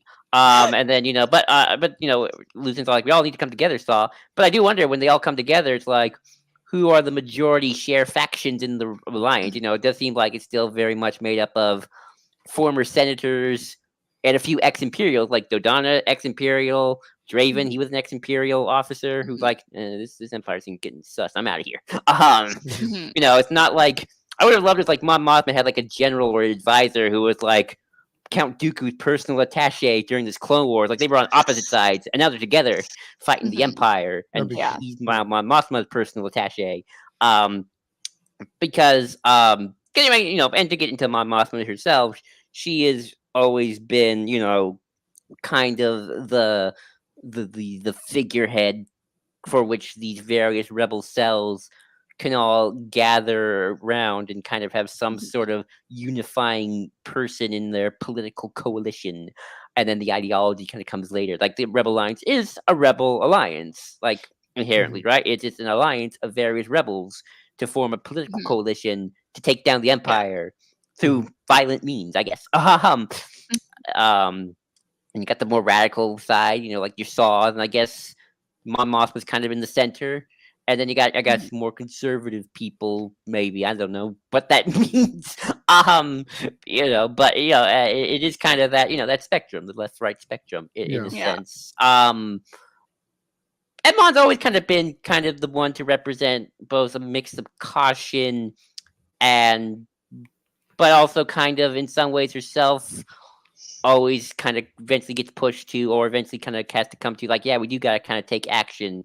Like, I think of Rebels. You bring up the reforming government layer. I think of Rebels first, where, like, Edward's like, we gotta liberate Lothal. Lothal's in trouble, and, like, my mom was like, yeah, I want to help Lothal, but my world's in trouble too. And what about those worlds and these worlds and that world? And then Saul's kind of the opposite. We're like, they just start blowing it up. I think Edward kind of finds a good balance, because eventually he kind of does break from the Alliance proper, and goes free Lothal with and then, Thrawn. Yeah, and gets sent to Peridia. Well, that too. Yeah. And gets sent to Peridia together. They get space whaled. Space whaled. And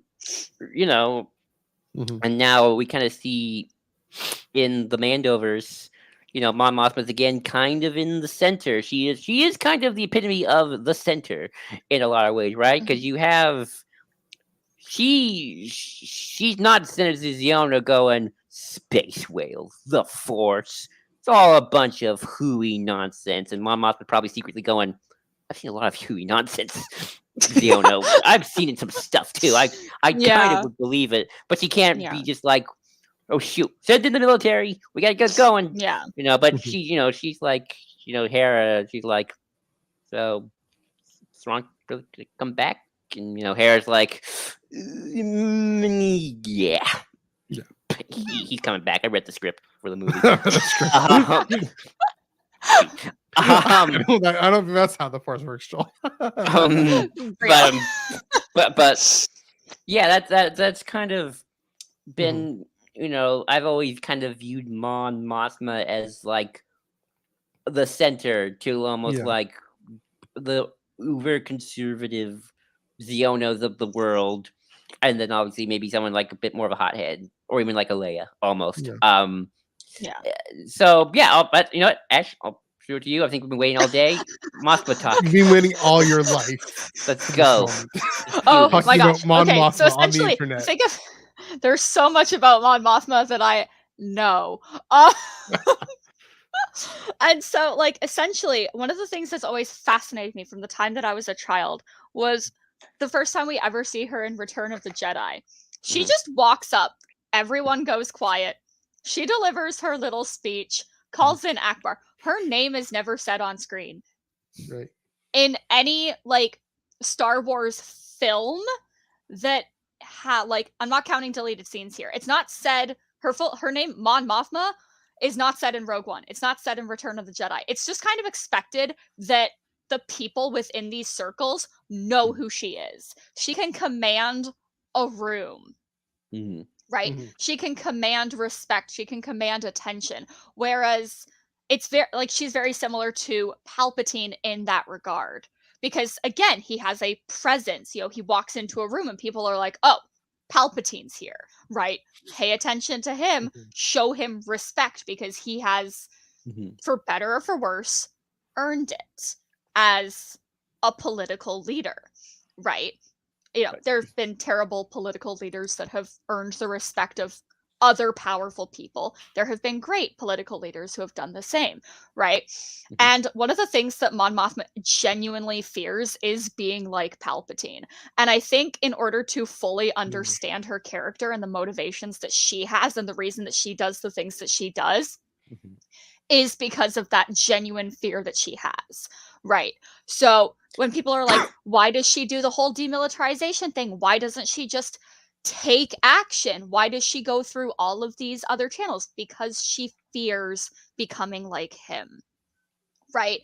And if she has a big red button that she doesn't need anyone's permission to press, and she's got a massive freaking army and like all of this military force behind her, and she has all of these other things that will help her solve all of the problems in the galaxy that she wants to solve. If she can press a button and do that, she would want to do that because she is at her core a good person who wants to do good things for the people of the galaxy because, again, the antithesis of Palpatine.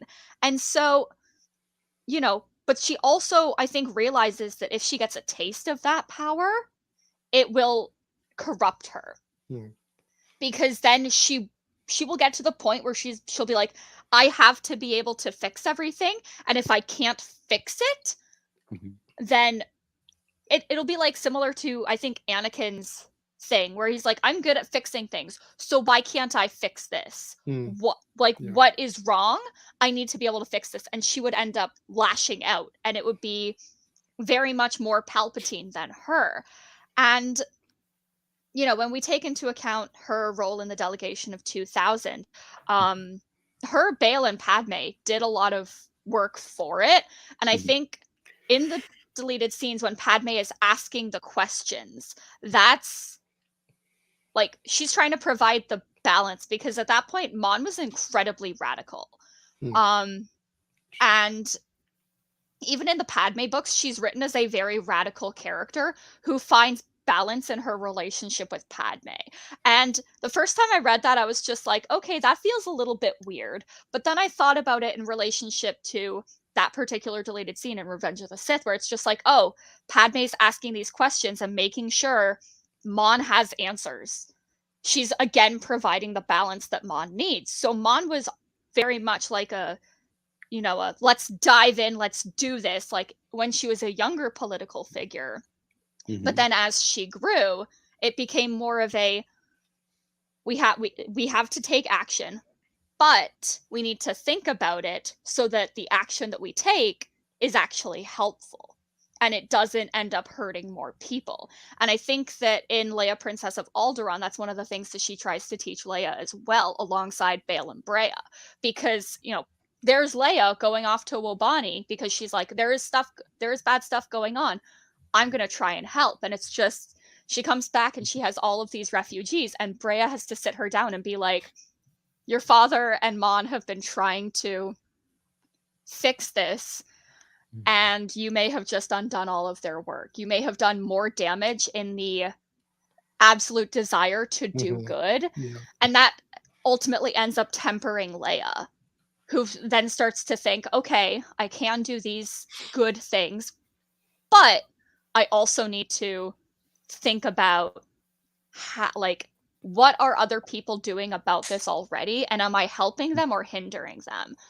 And so, later on, as she becomes like the leader of the entire like free galaxy, Mon is once again put into that position where she has to be that tempered woman that Padme helped her to become, because she can't turn around and be like, well, no, it's absolutely fine that Hera took this military action without permission from essentially her bosses.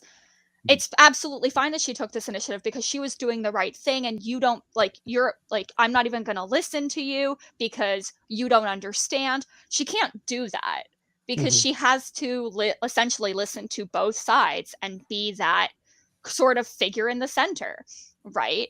And later on in Bloodline, after she leaves, it's literally said that there's no one else that they've been able to find who has the charisma to be able to do that and be able to kind of hold the New Republic Senate together. And that's why we get the centrists and the populists, and why nothing is getting done at that point in time. Anyways, that's just a quick. That's just it's a good one, and to get back to Mon Mothma's temperament, that is the big debate between her and Saw, right? Saw's like, like, I hope you feel good that you play by the rules, because the Empire's certainly not.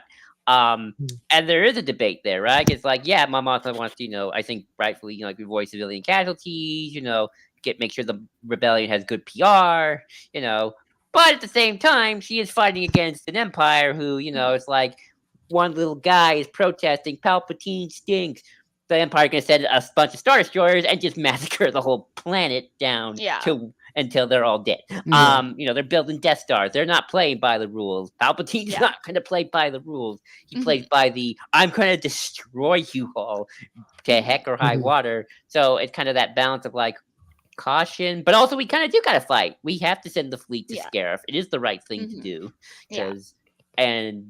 I always felt that is compelling as well. But Matthew, so I mean, the reason I really wanted to include, I mean, she's really the basis for this whole episode, this whole question, and kind of the center around it. Yes, and also, I mean, why I wanted you to come on, because you literally are the biggest Mon Mothma fan I know. Anyone knows. So it was really well put, and especially because it's funny. Mon Mothma is always in a situation where she either needs the button but doesn't quite have it because she's in a democratic system. So to send a fleet to Jakku, what an effort, what a 3 rounds of voting in this really early nascent New Republic Senate. 2 or 3 rounds of voting, and until Vilichev has to come back and say, you didn't get the votes. Oh, okay. Finally, she gets the votes to actually go and take care of this Imperial remnant on Jakku, not the Empire proper, but just the stump. It's a large remnant. Anyway, so she needs the button, but doesn't necessarily have it. She's tempered externally, or she has the button. This is a really great point that you're making here. When she has the button, she has to be the one in the middle saying, no, hold on. The reason why she's the impetus for this episode is, Mina, Ghirra and Mina, in different ways, they look outside the Republic. um, in their context, right? In the High Republic and the Late Republic, they look outside of it. Mon Mothma looks ahead to a new republic. That's the title. We're forming a government now, right? Like you're saying, with Ezra, how do we choose which targets to pick? We have to be organized. We have to be smart. We have to be aware of what is the most good. And we have to have these rules around when we use the button and how we use the button and why we're using the button. And I mean, at its best, legislative oversight, and that's this complication with Xiono, right? And this legislative oversight, civilian oversight over a military force, is essential to a well-running democracy. I have to be free to say I don't like it that the Canadian Army is going into wherever, and I can say that because then I can say, okay, the Canadian government don't like what you're doing now. We haven't invaded much, but or you can say I don't like it that Trudeau is kind of balking on certain issues in the world. I wish he'd. Or I got to be free. I'm free to say that. That's a good thing. And whatnot. Interestingly, we talk about demilitarization and Xiono. Ash, I remember when those episodes come up and everyone on the discourse, and I'm sorry to bring up the discourse about bring up the discourse. Is Mon Mothma responsible for the rise of the First Order? And I'm hearing what you're saying. It's and the thing I think Claudia Gray is laying out is her absence is responsible in part for the rise of the First Order. Her absence is why there wasn't someone who couldn't understand that, okay, we have this bit of this fleet.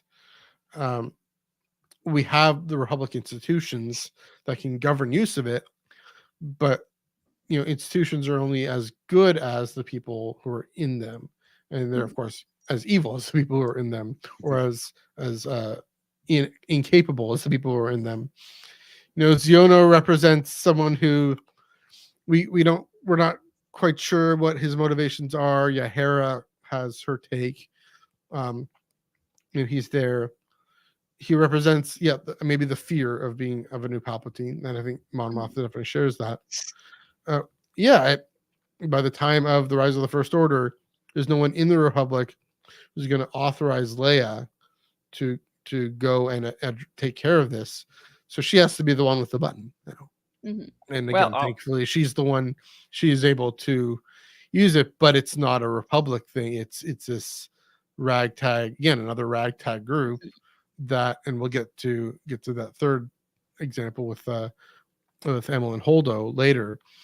It's this other ragtag group that isn't regulated by the Republic. It doesn't have the resources of the Republic, and therefore the First Order is able to control the major star systems. So well, I'll say this: Mon Mothma's demilitarization effort at the end of the day saved the galaxy. I don't think a lot of people quite understand the demilitarization. Did you ever watch that video I sent you, Matthew? No, but okay. I think I know where you're going with this. Where she demilitarized, and my guess is they're kind of retconning it till after the Battle of Jakku, which makes way more sense to me, because the war is over. But Mon Mothma is smart in that, I'm going to demilitarize the Central Fleet, although it didn't seem like they demilitarized that much. They still have a pretty strong Central Fleet. Yeah. But I'm going to give all the sectors their own fleets, their own defense forces. Corellia, you get your defense force, because we know Corellia love that defense force of theirs, at least Legends. Naboo, you're going to get your defense forces. Shangela gets defense forces. Everyone gets defense forces.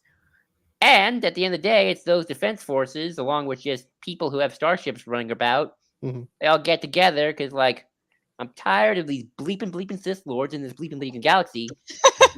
They all gather with Lando, because Lando's awesome and he's cool. Because I like this Lando guy. And we're going to kick Palpatine's butt on Exegol. We're just going to go for it. And they win. So, Mon Mothma might decentralize the Republic's military. But that kind of saved the day, because that means the First Order, was quickly routed again after... and they only ruled for 1 year. And, the Resistance is kind of just the private military organization that kind of is legal, because, the Republic allows for sector defense fleets. So at the end Yeah. of the day, Mon Mothma saved the galaxy. You're welcome. Mhm. I mean, one Yeah. last thing there is to say it's interesting. One of the things we now know in the real world, one of the big uproars now is who is funding. I'm not going to name names here, but a certain conflict happening in a certain place that's been having conflicts for the last 70, 80 years. We talk about who's funding the weapons, who's arming those weapons. Even if it is a UN recognized institutional state, the fact that they have arms, I mean, even if it's wherever the U.S. Army goes, the fact that that is so big is an invitation for other forces, other political entities to militarize themselves. I mean, that's kind of DJ's point a little bit. That there's this arms race. You have the more guns you have, the more guns you're going to have, right? More guns you have pointing at you, the more guns you're going to want to point back. And so one of the things I think Mon Mothma is hoping for, that she does successfully do. There is relative peace for a number of decades because she demilitarizes, and that's something we don't talk about much. Again, Demilitarizes and decentralizes. And again, there is the story we have. There is the threat that Thrawn represents. There is the threat that the First Order represents. That the Republic doesn't. Well, we'll see how well the Republic confronts Thrawn. It might be through that decentralization. It might be some other way. It might be Hera having a proto resistance. That's also the possible. Mandalorian sectoral defense fleet. Maybe, but the way. But yeah, it's an interesting point that. Yeah, I mean that's kind of what she's getting at. So, I mean, this whole thing of Mon Mothma responsible for the First Order. Yeah, it's nonsensical. You ask Ash. What are your thoughts on like the take on the decentralization of the military? Kind of inadvertently, is what saves the galaxy and creates the People's Fleet in Episode 9 and kicks Palpatine's butt. I'm sorry. I do love that scene for like every angle possible. Just the way that all the people show up and like everybody, I cry at that, and then also just Enriched Pride is there, and so the only thing that I didn't like at the Exegol thing was when Pride died. But I'm like, I understand why it had to happen. He's my toxic boy, and but I do think that like it does make sense, and that her demilitarization and decentralization definitely leads to that, because those people had to come from somewhere, and they had to want to fight to have their galaxy back. They had to be willing to fight, and the fact that like Pride said, they have no, like the galaxy does not have a navy, and it's just like, yeah, but these are just people, and he's like, well, poop, right?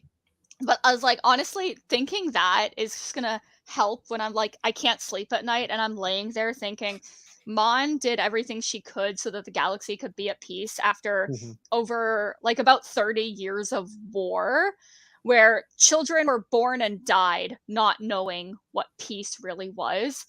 And, just laying there, and I'll just be like, hey, because she doesn't have a canonical death date, do we think that she lived to see the rise of the First Order? And I'm like, okay, well, I'm definitely not sleeping now. I'm just gonna go. No, I'll give you another one. Somewhere in one of those People's Fleets, an elderly woman just sits there in a command chair with a cane. It's Lady Mon Mothma. She got out of her bed one more time just to kick Palpatine's butt. This is like, I'm still breathing, you old Sith Lord. She'd be so good at that. She'd be so good. But then I also think about all the people that she lost during the Resistance era as well, and I'm just sadness. I mean, I feel like in her 80s. Hey. Still freaking like, someone's got to fix this galaxy, and I guess it's got to be me again. I mean, to all fairness of the New Republic, it didn't fall from within. It fell from without. It got attacked. Yeah. It's the equivalent of the capital exploding, and then all the provinces or states got to figure out what to do, and then the bad guys take over the important states that matter, or the provinces that matter. Or they blow them up. Yeah, so it's like Chandrilla was on the list for the second Death Star, and I still think about that every single day. But it's like it's a newer because On the brand. certain the Central Fleet got destroyed, but the regional fleets just kind of went back to defend their home planets until someone could unite them. And which, unless Matthew, you have anything more to say, we can transition. Just to say again, with kind of the communitarian form of sort of decentralization, if you will, that they're also free to go and take action and fight. That is something interesting. Mon Mothma creating, the populist centrist divide. The populists, this populist thing is able to come to the center and come together, and populists in a good way coming together for the common good. In this case, it is a violent routing out battle, but we can take that as a metaphor if we want for combating poverty, combating all these. I don't know. Whatever the Sith, the Empire represents, the Sith Eternal represent. Yeah, we can. Fascism. Yeah, that. Yes. Yeah. So the final character on the list, Holdo. Now, Holdo is an interesting one because she is very much of the epitome of this character is here to serve a moral narrative. And with Last Jedi being very much a deconstruction of Star Wars, go watch our meta narrative of the sequel trilogy episode for more on that per se. But she is kind of she is the deconstruction character narrative of deconstructing the classic Star Wars trope of the hothead rebels do their thing and they win. And in Last Jedi, Poe does the hothead rebel thing, and he screws everything up. He really kind of screws up big time. I honestly don't know what to make of the burn the First Order down line per se. I do wonder if we're just reading too much into that. Especially because by the time you get to Rise of Skywalker, Poe becomes general. Leia's like, you're in charge now, Poe. You've earned it. Now, obviously, I don't, obviously, Rise of Skywalker, for a lot of narrative reasons, I don't think I ever would necessarily go into, like, Poe's like, all right, First Order of business, we got to reintroduce the Senate. I'll be interim chancellor. Poe, Fan, you be my co-chancellor. Rose, you be my co-chancellor. Rey, you'll be minister for scraps, because you're going to get that. You know that economy. Yeah. Although that is something kind of lacking in this, again, the typical critique, lacking the sequel trilogy, these kind of political questions. But anyway, I mean, good guys in charge now. Yeah. And, whether or not they'll go deep within the Rey film, who knows? Chancellor Poe Dameron, maybe? I could see it. Yeah, why not? You could see it. Defense Minister Rose Tico. She would slay so hard. She would. She would. But that is Holdo's thing of like, there is Holdo's a good person, and also, there is a reason why we have certain command structures, and this is why Poe screws up, because Leia's like, we don't need hotheads, we need leaders, because eventually someone's gonna have to take over once we're all dead. Can't just be me. Last Jedi novelization really goes into a good thing about like how the biggest critique of the Resistance that Leia herself hates is that she's kind of the only person that's kind of leadership, and without her, the whole thing is just gonna kind of collapse. And Leia knows that and kind of scares her. Like, oh shoot, it's just me. Which is why she starts thinking about like, holy who's gonna lead? Yeah, if I'm getting old, and then of course something happens to Leia. Yeah. Oh, and they're not calling like 80-plus-year-old Mon Mothma out of her bed to frickin' run another government. She's like, no, stop. Right. So I'm saying one last time about 3 or 4 times now. I'm leaving. She's retired. She's tired.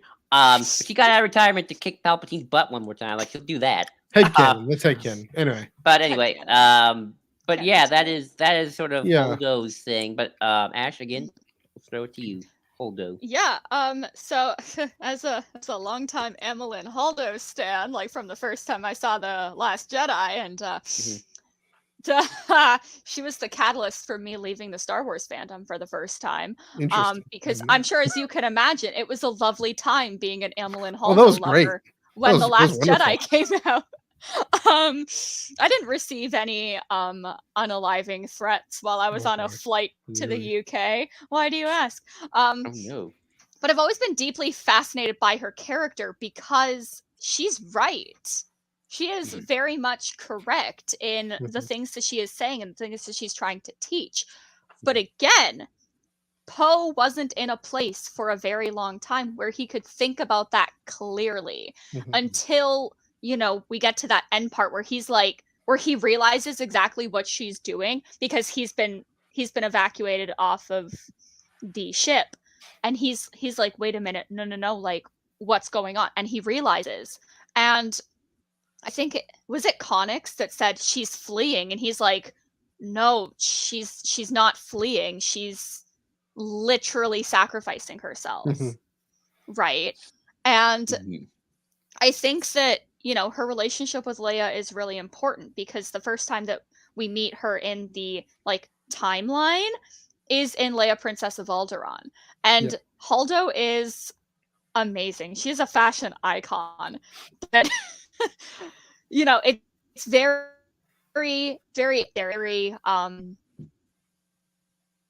like bright, eccentric, and that's who she is as a character, even when we meet her later on, right? And so throughout the thing, like, it gets to a point where Leia's just like, you know, why are you so adamant to be the opposite of the people on your planet? Because people on Catalenta tend to wear like just scarlet robes, and it's very drab, and she doesn't like that, so she wants to be different. And Leia basically teaches her that when you allow something to define you, it's not just by fitting into that mold, it's when you try so hard to break out of that mold that you're still allowing it to define who you are. So by being the complete antithesis of, you know, what the people of Catalenta typically are, she was still allowing her planet to determine her identity. And she ends up finding balance in her personal style through that. And this is related because, you know, Poe wants to be a very specific kind of person, right? He does want to be a leader, right? He is Black leader. He is a very good leader, but he's also very much a hothead. And he didn't have the balance between those two things, right? So she needed to essentially impart the lesson that Leia taught to her to Poe in order for him to be like, yeah, we can take action, you know. We are resistance. We don't have a formal governing body. We can make our own rules. But I also need to be intelligent about this. I need to make sure that I'm not going to get every single person killed except for Tally, because Tally's still alive, right? But everybody else there pretty much died except for Tally, right? And Poe, right? So it's like, yeah, he did a good thing by blowing up the dreadnought, but it was also very stupid because they lost their entire bombing fleet, and they lost a lot of really good people, heroes, but dead heroes. And those dead heroes can't continue to fight a war except for Tally because she's not dead. And he's helping. And so, you know, when Holdo is trying to teach him these things, he's not in a place where he can listen still, because he's like, okay, well, we've got to do this. We have to take this action now. I don't really know you. So I am not going to take what you're trying to teach me and actually like let it sink in. Right? And of course, he had just been demoted, and he tries to introduce himself with his old rank, and Holdo brings up like, wait, you were demoted because of what you did. So clearly the fact that you're still introducing yourself that way shows to me that you haven't seen that what you did was wrong yet. You know? And Holdo and Leia are post space moms, basically. They basically are. Shara was just like, okay, I'm not going to live forever. I need 2 people to take over and make sure that Poe, you know, doesn't get himself killed in an X-wing. And Leia and Amilyn were like, what? Okay. Yeah.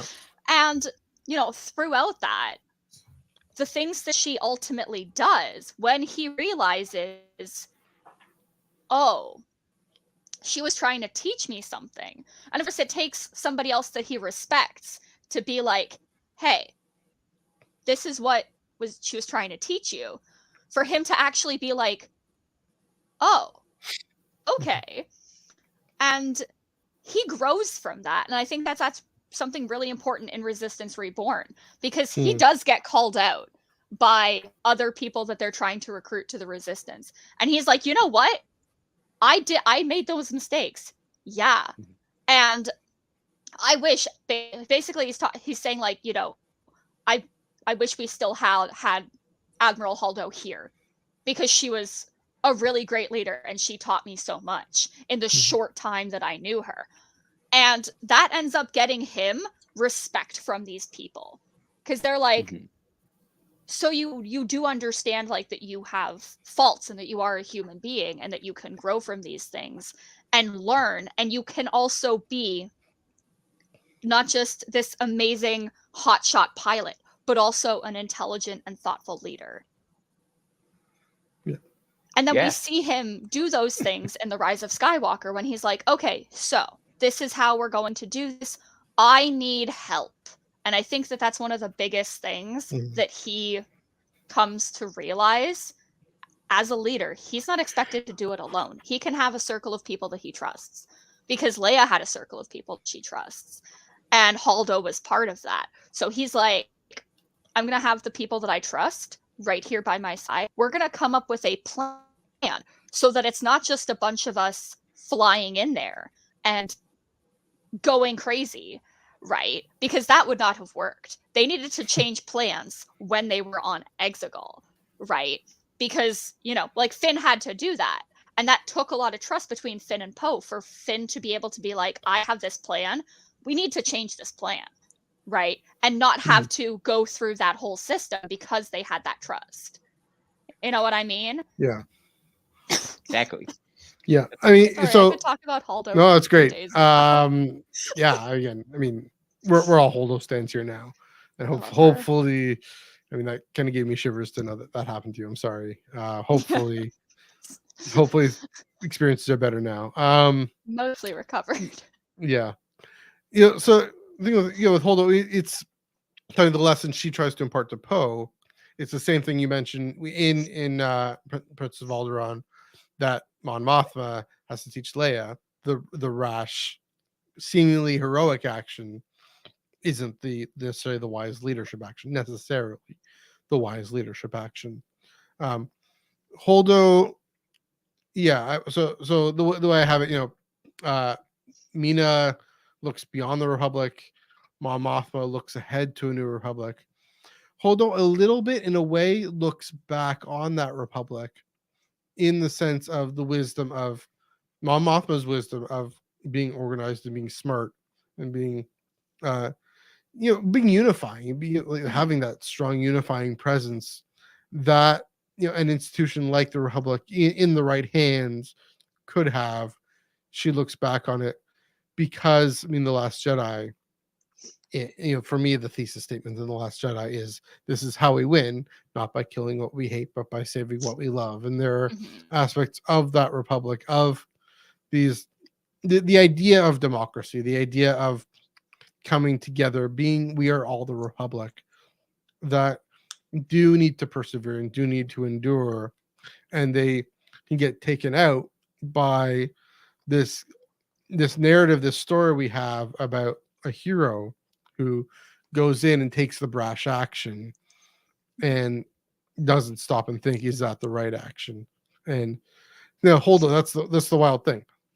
Holdo, like you're saying, she does end up taking this, I don't want to say rash action, but incredibly literally explosive action, results in a perfect 10 seconds of silence. But she does do the thing that she's, so for example, Finn, Rose prevents Finn from crashing into the Death Star cannon thing, but Holdo is the one who does turn the Raddus around and shoots it into the ship. So it's a matter of, like, I keep on bring this up this word discernment and decision making and calm decision making that she does look back on this time when Mon Mothma and Leia and they were all together and able to make these kind of leadership decisions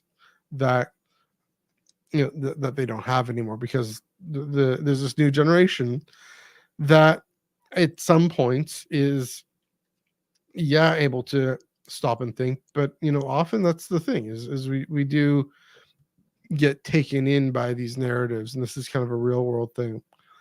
We get taken in by these narratives of what right and wrong inherently are, and yes, there's having the moral courage, and Martin Luther King Day, I should have mentioned that, having the courage to actually stand up and risk your life for what's right. I mean, talk about it, one of the great unifier, and that's the thing. That's the thing with Bonteri in her own way, definitely Mon Mothma, definitely Holdo, definitely Leia. These great unifiers, great people who can use these women who can bring people together and be great mothers of these movements. That then you have to have some sort of institutional codification. Holdo looks back on that time, and and Poe is able to take that legacy forward, as you've mentioned, gone into very well. So it's an interesting, the reason I picked these three, and Ghirra is this interesting kind of quasi exception, but not really, kind of foil, if you will, different angles looking at the Galactic Republic. I mean, I guess we can kind of wrap it up with the final question of, is Star Wars, though, talking about institutional codification?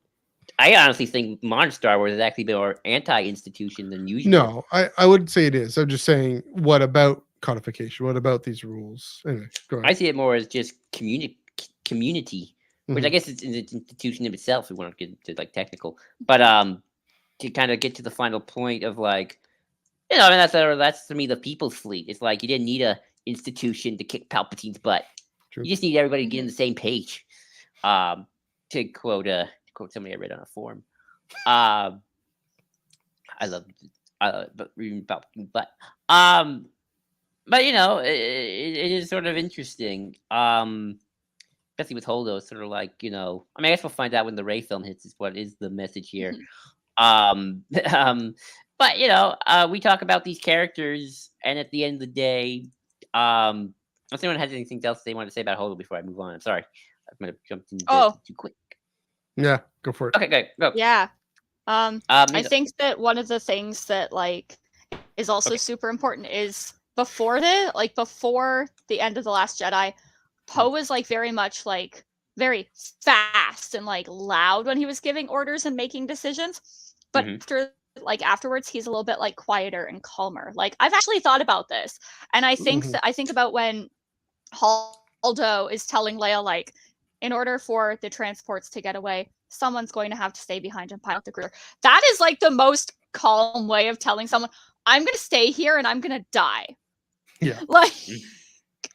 And I'm just wow, to be that calm in the face of knowing I'm about to sacrifice myself and this is our final goodbye and we've known each other since we were 16 years old.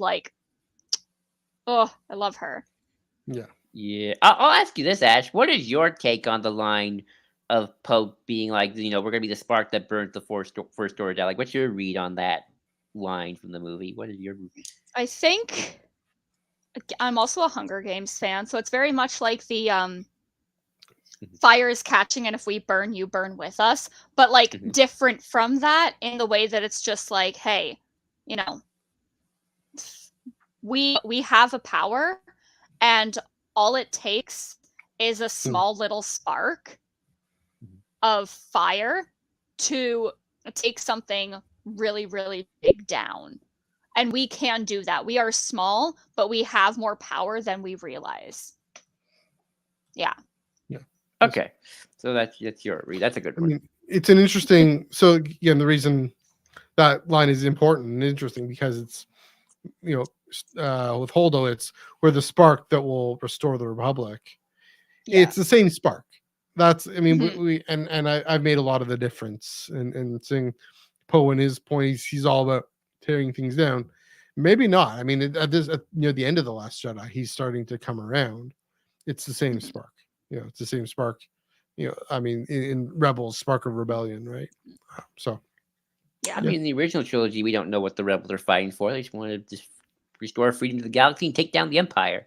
yeah. Mhm. Um, the Alliance to Restore the Republic is an EU thing that eventually gets mentioned in Rebels. Well, in that, like you're saying, there's different motivations and different things that hopefully get more Yeah. explored.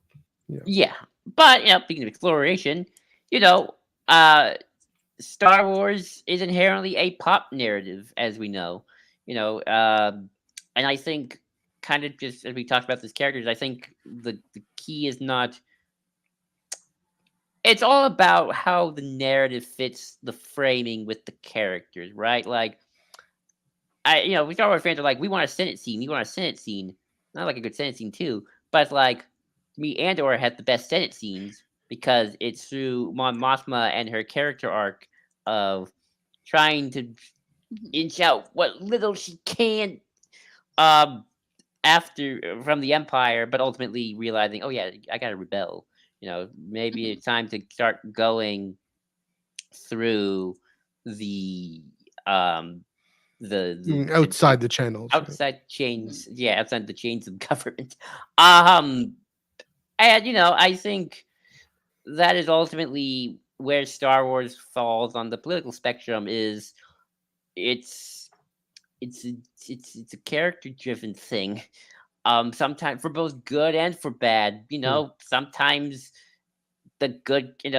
I'll say what little I know of what Lucas's plans for the sequels were public is good because Leia's now in charge, and everything will be good because Leia's awesome, and she is awesome. Leia for Chancellor, 2024, everyone. Um, Hey, I'll Yeah. take it. Yeah. um, but it is sort of always kind of been that where it's like, yeah, good guys sometimes in charge, sometimes bad guys are in charge, and that's kind of the pop action narrative of a Star War. Mhm. But Ash, Yeah. I'll let you kind of have our closing thoughts and these thoughts as well as we kind of wrap up convo. Kind of Yeah. your big summary. I know we have to Um. summarize 2 hours and 21 In minutes of talk. Yeah. In summary, I love the politics of Star Wars, and I love women in Star Wars politics. So I think about them constantly, and maybe I read too much Star Wars and think about Mon Mothma too much, but I don't think that's Not possible. possible. So, Not possible. No. but anything that I say about Mon Mothma, I do have sources for. So, if anybody wants to be like source for that, I can find it. Trust me. I'm not making the Mon Yeah. Mothma project for nothing. Should read the Return of the Jedi novelization. I think that's where she's named for the first time. Yeah, it is. Um, Yeah. Yes. anyway, Yeah. I mean, Yeah. yeah, So good. Yeah. she's okay. I just want to amazing. say, I mean, the thing about good guys, bad guys, I mean, at the end of the day, it isn't necessarily as sophisticated as this, as we've gone into for 2.5 hours. It can be, um, because there's so many different characters and so many different perspectives. Yeah, it gets complicated. It is a space fantasy at the end of the day, and it is trying to help younger people understand what the ideal is and where what kind of political leader we should look to and what kind of leader we should be skeptical of. And so, I mean, that's a better way of putting good guy, bad guy. Yeah, it presents it in that way. Yeah, upholding Mon Mothma, upholding Amilyn Holdo, upholding to some extent Mina Bonteri, being skeptical of Ghirra Starros a little bit, being very wary of someone like Palpatine, right? And being wary of someone like Poe, when he's at, but also there's a lot of people who are Poe who can, a lot of men who are like Poe who can sit down and learn and listen and not be so under the pressure of having to be the guy who makes the big call. That's also a whole kind of gendered narrative that we can move past. So yeah, the way it tells these stories, yeah, it's who do we trust? Who do we look to? What kind of leaders do we become? Because I mean, that's the thing. At least in a democracy, yeah, it's more complicated than that, but we do get who we vote for to some extent. You know, Ashley, you were saying at the beginning, not all of Texas is responsible for Ted Cruz, but a good chunk of Ontario is responsible for Doug Ford. Let's be honest, and Mostly the people the that way, just decided to not vote. yeah, and that's the big point. Is the thing is, Star Wars is aimed at this demographic who actually happens to be the least, the very lowest number of voters in any sort of electoral democracy. At least maybe in North America. I don't know what Europe is like necessarily. I suspect they're still fairly low, but not as low as here. And to say, first of all, you do have a say in who you pick. Secondly, you have a say in what kind of leader you can become, and to have these examples, have these models to look to say, even as in these dark times, in these times of difficulty, times of distrust of institutions, the institutions are there. We're all complicit in them to some extent. Those of us who can afford an internet connection, who can have a job. What's the least bad we can make of them? What's the best we can make of them? So the deep lessons about being a unifier and being someone who leads with respect and trust, and even someone like Padme is able to go to Onderon to meet with Mina, or go to wherever the Separatist Senate is, to meet with Mina and say maybe there's a way forward. Yeah, I mean, I don't want to make this too long because I can be a whole day of like, does modern Star Wars actually believe in formal institutions or not? Or just formal organizations. Formal organization. I mean, we should do an episode about that. That'd be great. But what was I going to say? But yeah. Ray film hits. Chancellor Rose Tico, and she's just she is business busting all the big corporations with monopoly laws, anti-monopoly laws, and whatnot. It's gonna be great. Shutting down Canto Bite. Let's go. Yeah. Everything Mom couldn't do in her lifetime. That's her big legislation act, and then she does it, and it's great. But yeah, we've been here for 2 hours and almost 30 minutes, but this has been great. This has been great, everybody. Check talk about some great ladies in politics, Star Wars, and Starros, who's not that great, but I mean, great character. Just I Yes. don't like, but I wouldn't trust her. But thank you, Ad, for joining us. This was great. We love your Mon Mothma love here. I hope can't wait for her to summon the Star Avengers in the Filoni film. That'd be something. Real. It was Mothma. She comes in. She saved the day, Nick Fury style, with the helicarrier. Real. It's just her on Home One, like Mon Mothma, and there you go. X-Force there too. Good one, of course. And Carson Tevin. And Nine Nubs. Carson, Nine Nubs. They're all there. It'll be great. Yeah. Alrighty then. I think that is a good place to wrap things up. And so Ash, again, thanks so much for joining us. We'll get to the plugs in a second. Me. Thanks everyone in the comments, watching, sticking it out 2.5 hours, checking us out later, Spotify and Apple Podcasts as well. Let us know what you thought of our conversation. Are there any character figures we missed that are interesting? Those who, maybe in a rebellion or in a movement and moving it towards questions of being a unifier and an institutional authority, etc., all the different topics we talked about. Comment below. The comment boxes are still there in YouTube, in Twitch, Facebook, Twitter, etc. Let us know. Please do give this video a like and a share. Subscribe to the channel if you haven't done so already. Now let's get to the plugs. Ash, where can they find you all over the internet? Yes. If it's a social media that I want to found on, you can find me at Bejeweled Mothma, like the Taylor Swift song Bejeweled, and then Mothma, like Mon Mothma. I'm very original. Coming up with usernames is fun. Yay. On brand. What's this? What's Very on the brand. this Mothma project? If you can you share more about that? So the Mon Mothma project is me going insane and going over every. So right now it's starting with canon and then it's going into legends, and right now I'm just focused on the canon novels. Essentially, I'm picking apart every single time Mon Mothma is mentioned or appears, and every single word she says to do a deep, deep, deep, several. It's going to be a very, very long analysis into her character and every single thing about her.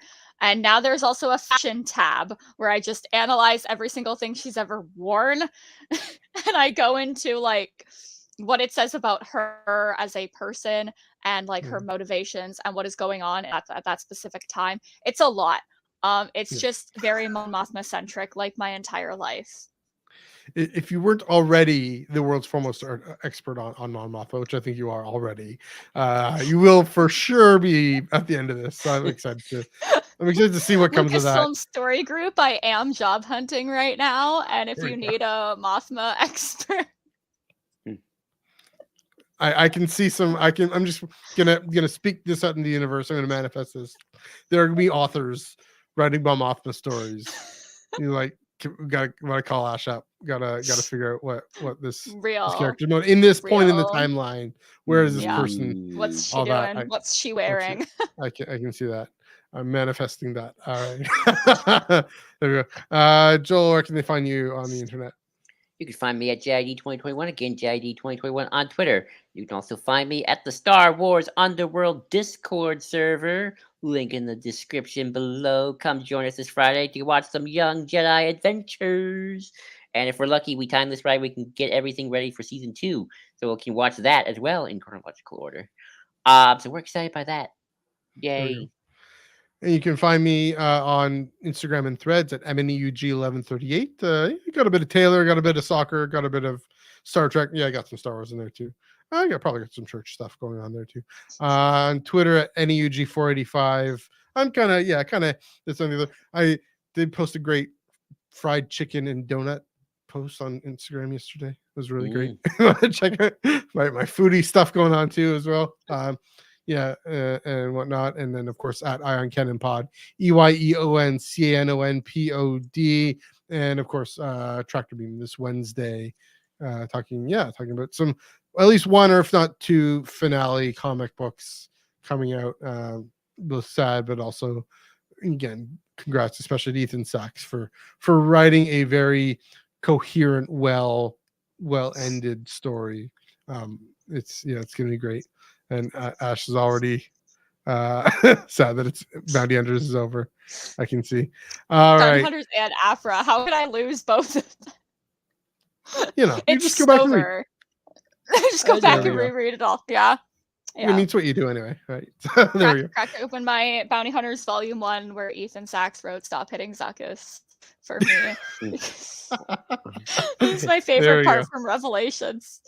Balance, get a hold of yourself and stop hitting Zuckus. Great times. So definitely check that out right here on the Star Wars Underworld YouTube channel and all those socials this Wednesday at 9 p.m. Eastern, 6 p.m. Pacific. Of course, check out the flagship right here on Underworld, the Star Wars Underworld podcast, 9 p.m. Thursday, 9 p.m. Eastern Thursday, 6 p.m. Pacific. And of course, check them out at the SWU. Next week, I believe we're talking about character continuity across media. Yes. Continuing that conversation. But kind of things came up tonight, even about that. So going into that some more. But yeah, Joel, Ash, it's been a pleasure. Till then, let's blow this thing and head home. May the force be with you. Ride the storm for light and life. Yeah. Etc. All right.